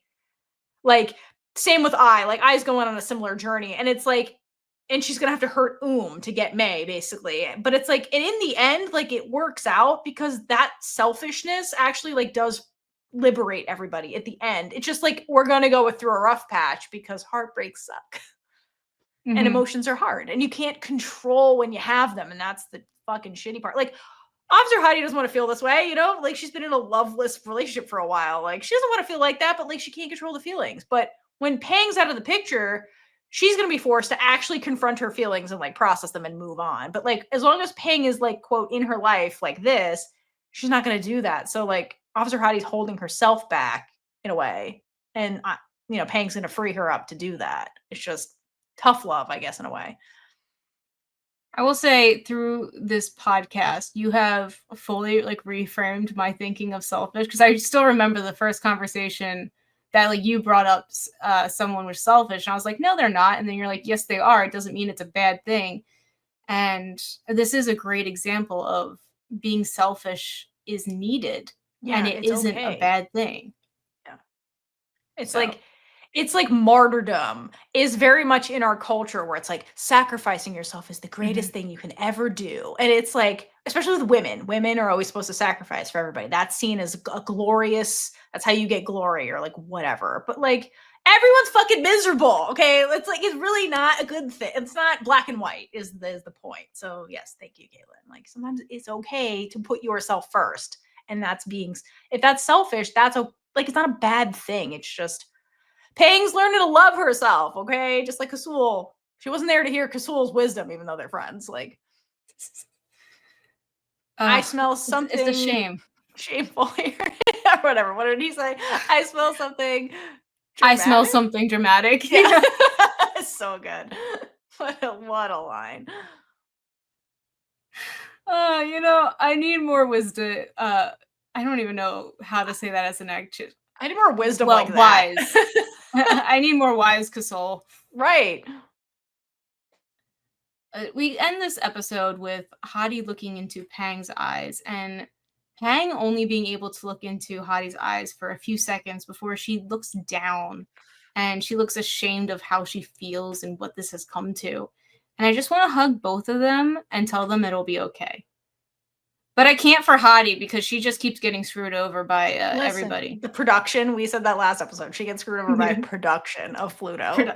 Production screws her over. But yeah. Yeah, this was a very sad episode. But like, it's the growing pains episode because, you know, where there's darkness, there will be a dawn. It's going to be okay. It's just, it hurts. Heartbreak fucking hurts. And like, emotions suck because you cannot control them. It's just... everybody like, and everybody's heartbreak, like a lot of characters are going through heartbreak, and it's like that like wound that's created by heartbreak and the healing of that, the timetable for recovery is different for everybody, you know, and it's like, you never know. It's just really fucking shitty sometimes. So poor Officer Hottie. Like, Pang bounces back pretty fast. Like, Officer Hottie doesn't. Well, yeah, because when you're the one not... she processed her feelings too. No, I mean, be able to get to this point. I mean, she's got to grieve I now, you know, like, yeah. So like, I mean, like, that's what I mean. Like, everybody's timetable and coping mechanism, and you can't just be like, you'll be healed. It's not like an infection where you're like, take these antibiotics and in 2 weeks you'll be fine. It's like, it doesn't work. Emotions don't work like that. It's just like time. We don't know when. It's just, it was just going to take time. It's just very hard. So it's just kind of shitty. Like, you'll see multiple characters like have different timetables for dealing with heartbreak. And that's really realistic, honestly. So kudos to Pluto for that. Another great half of an episode. So good. It just keeps getting better. Yeah. Because showed up. And then I have more things to say. I love Okay. Oh, wait for it, everybody. Once we're going to get, again, take your bets for how long and how many parts episode 11 will be. We had them, somebody did on our we said that in the reaction video. I'm like, how long do you think this discussion for this episode is gonna be? No, somebody did. You will get it. We have get a shout out. I already have it copied and pasted into Perfect. We have not forgotten. chapter 11, episode 11. I'm pretty sure it was Michelle G. I'm pretty sure. Yeah, that makes sense. Yep, our savior of an episode. Yeah, we have not forgotten. You saved one. We of will our never episodes. forget. Never forget. Never forget. Never. Your Anyway. saving of an entire, well, of a half of an episode's audio. Anyway. All right. Taylor Swift. We have come to Taylor Swift. Yes. Okay. And sadly, to disappoint, probably just Pooja. I actually don't have any songs, even though like most of Taylor Swift's songs are about So anyway, I just had to throw that out there. So many songs fit The song that immediately came to mind is I Look in People's Windows. Yes. And it's like the lyrics don't perfectly match because like I isn't like literally looking outside a window. But it makes me think of I having to look into the window of this part of May's life. Yes. Because she feels left on the outside. And like, especially the verse, I look in people's windows, transfixed by rose golden glows. They have their friends over to drink nice wine. I look in people's windows in case you're at their table. What if your eyes looked up and met mine? And rose golden glows and drinking nice wine just remind me of the conversation where they're casually dropping how much money they spend on things. Because like it's just this high end, like I can't even be there or even think to be on the inside. Yeah. But May isn't always at their table because she doesn't lead with this lifestyle. And the lifestyle that is shown when Ploy is in attendance. Yeah. That's a really good point. Also, like the outside is kind of I's theme song because she's always looking in from the outside on these people. I doesn't go here, and she learned that in this episode. She already knew that, but it was really evident in this episode. Okay, yeah, I have all these are all sad songs. I have another sad song about I, basically. So I think I have a song that encapsulates I's point of view in this episode and like her whole life, which is Castles Crumbling. And the part I wanted it's such a great song, but the part I wanted to highlight about I is like this part where it goes, and it's the chorus, and I feel like my castle is crumbling down, and I watch all my bridges burn to the ground, and you don't want to know me. I will just let you down. You don't want to know me now. That's basically I in this episode, where she's like trying to like go after her dream, and then reality hits and everything feels like it's crumbling down, and there's May, the thing she wants, and she's like, you don't want to know me. I'm just going to make everything worse because I'm the universe's failure, basically. So that's how I like felt a lot of this episode in all those flashbacks and like, you know, the part with May. That is completely true. All right. That is her. All right, so let's do something happy, which is the Big Gay Energy Award. I's hair. I's hair. I's hair. I's hair gets the Big Gay. I was gonna say I's little eyebrow raise. Oh my god, the fucking eyebrow thing with Ploy. She's like, that's mine, bitch. But also, and then honorary is May's shoulder shrug that was like, back off, Ploy. Yeah. She's mine. The combination of those two, yes, the Big Gay energy of the relationship similarities with those two. Yeah, that was great. But also, Big Gay Energy Award to Pang for being so self-aware. Oh my god, yeah. That was great. Award goes to Pang. God, Pang really went through it and did a great job. And great acting too. Yes, as always. Okay, we have now come to the time where I give you a word or a phrase to use or ask you a question to answer.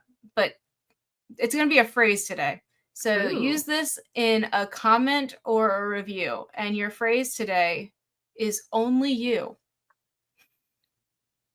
You're just trying to piss off all the Wing Arm fans. I'm sorry. You kept saying only you. No, it's that just stuck in. It's what is it? The Smokey the Forest Ranger? Only you can prevent forest fires. I live in California. It's in my brain. Because they got defunded. I did not even think of that until That's what I was doing. Only you can prevent But that makes fires. sense why, yeah. I'm sure that's probably all around California. Only you can fix cannon. So it's up to you. It's only you can figure out how to put that in a comment or review. Yes, only you. All right. Well, thank you all for participating. Also, if you haven't seen Only You, it's a great show. Go watch it. Hold on. Before we forget again, because like just a quick reminder about the competition. How many pages do you think our notes are? And if you win, you get a t-shirt, a BGE t-shirt. Yeah, we mention that every once in a while in the episodes, so it's a thing. Get your guesses in now. Some people have. It's very impressive. They're just like, you guys I have a list. It's at the end of this doc. You're right. Only you can guess this. Okay. Anyway, so thank you all. We'll be back next week to conclude episode 5. We hope. Who knows? And until then, hydrate for lesbian Jesus. And gate up all over the place. Bye. Bye.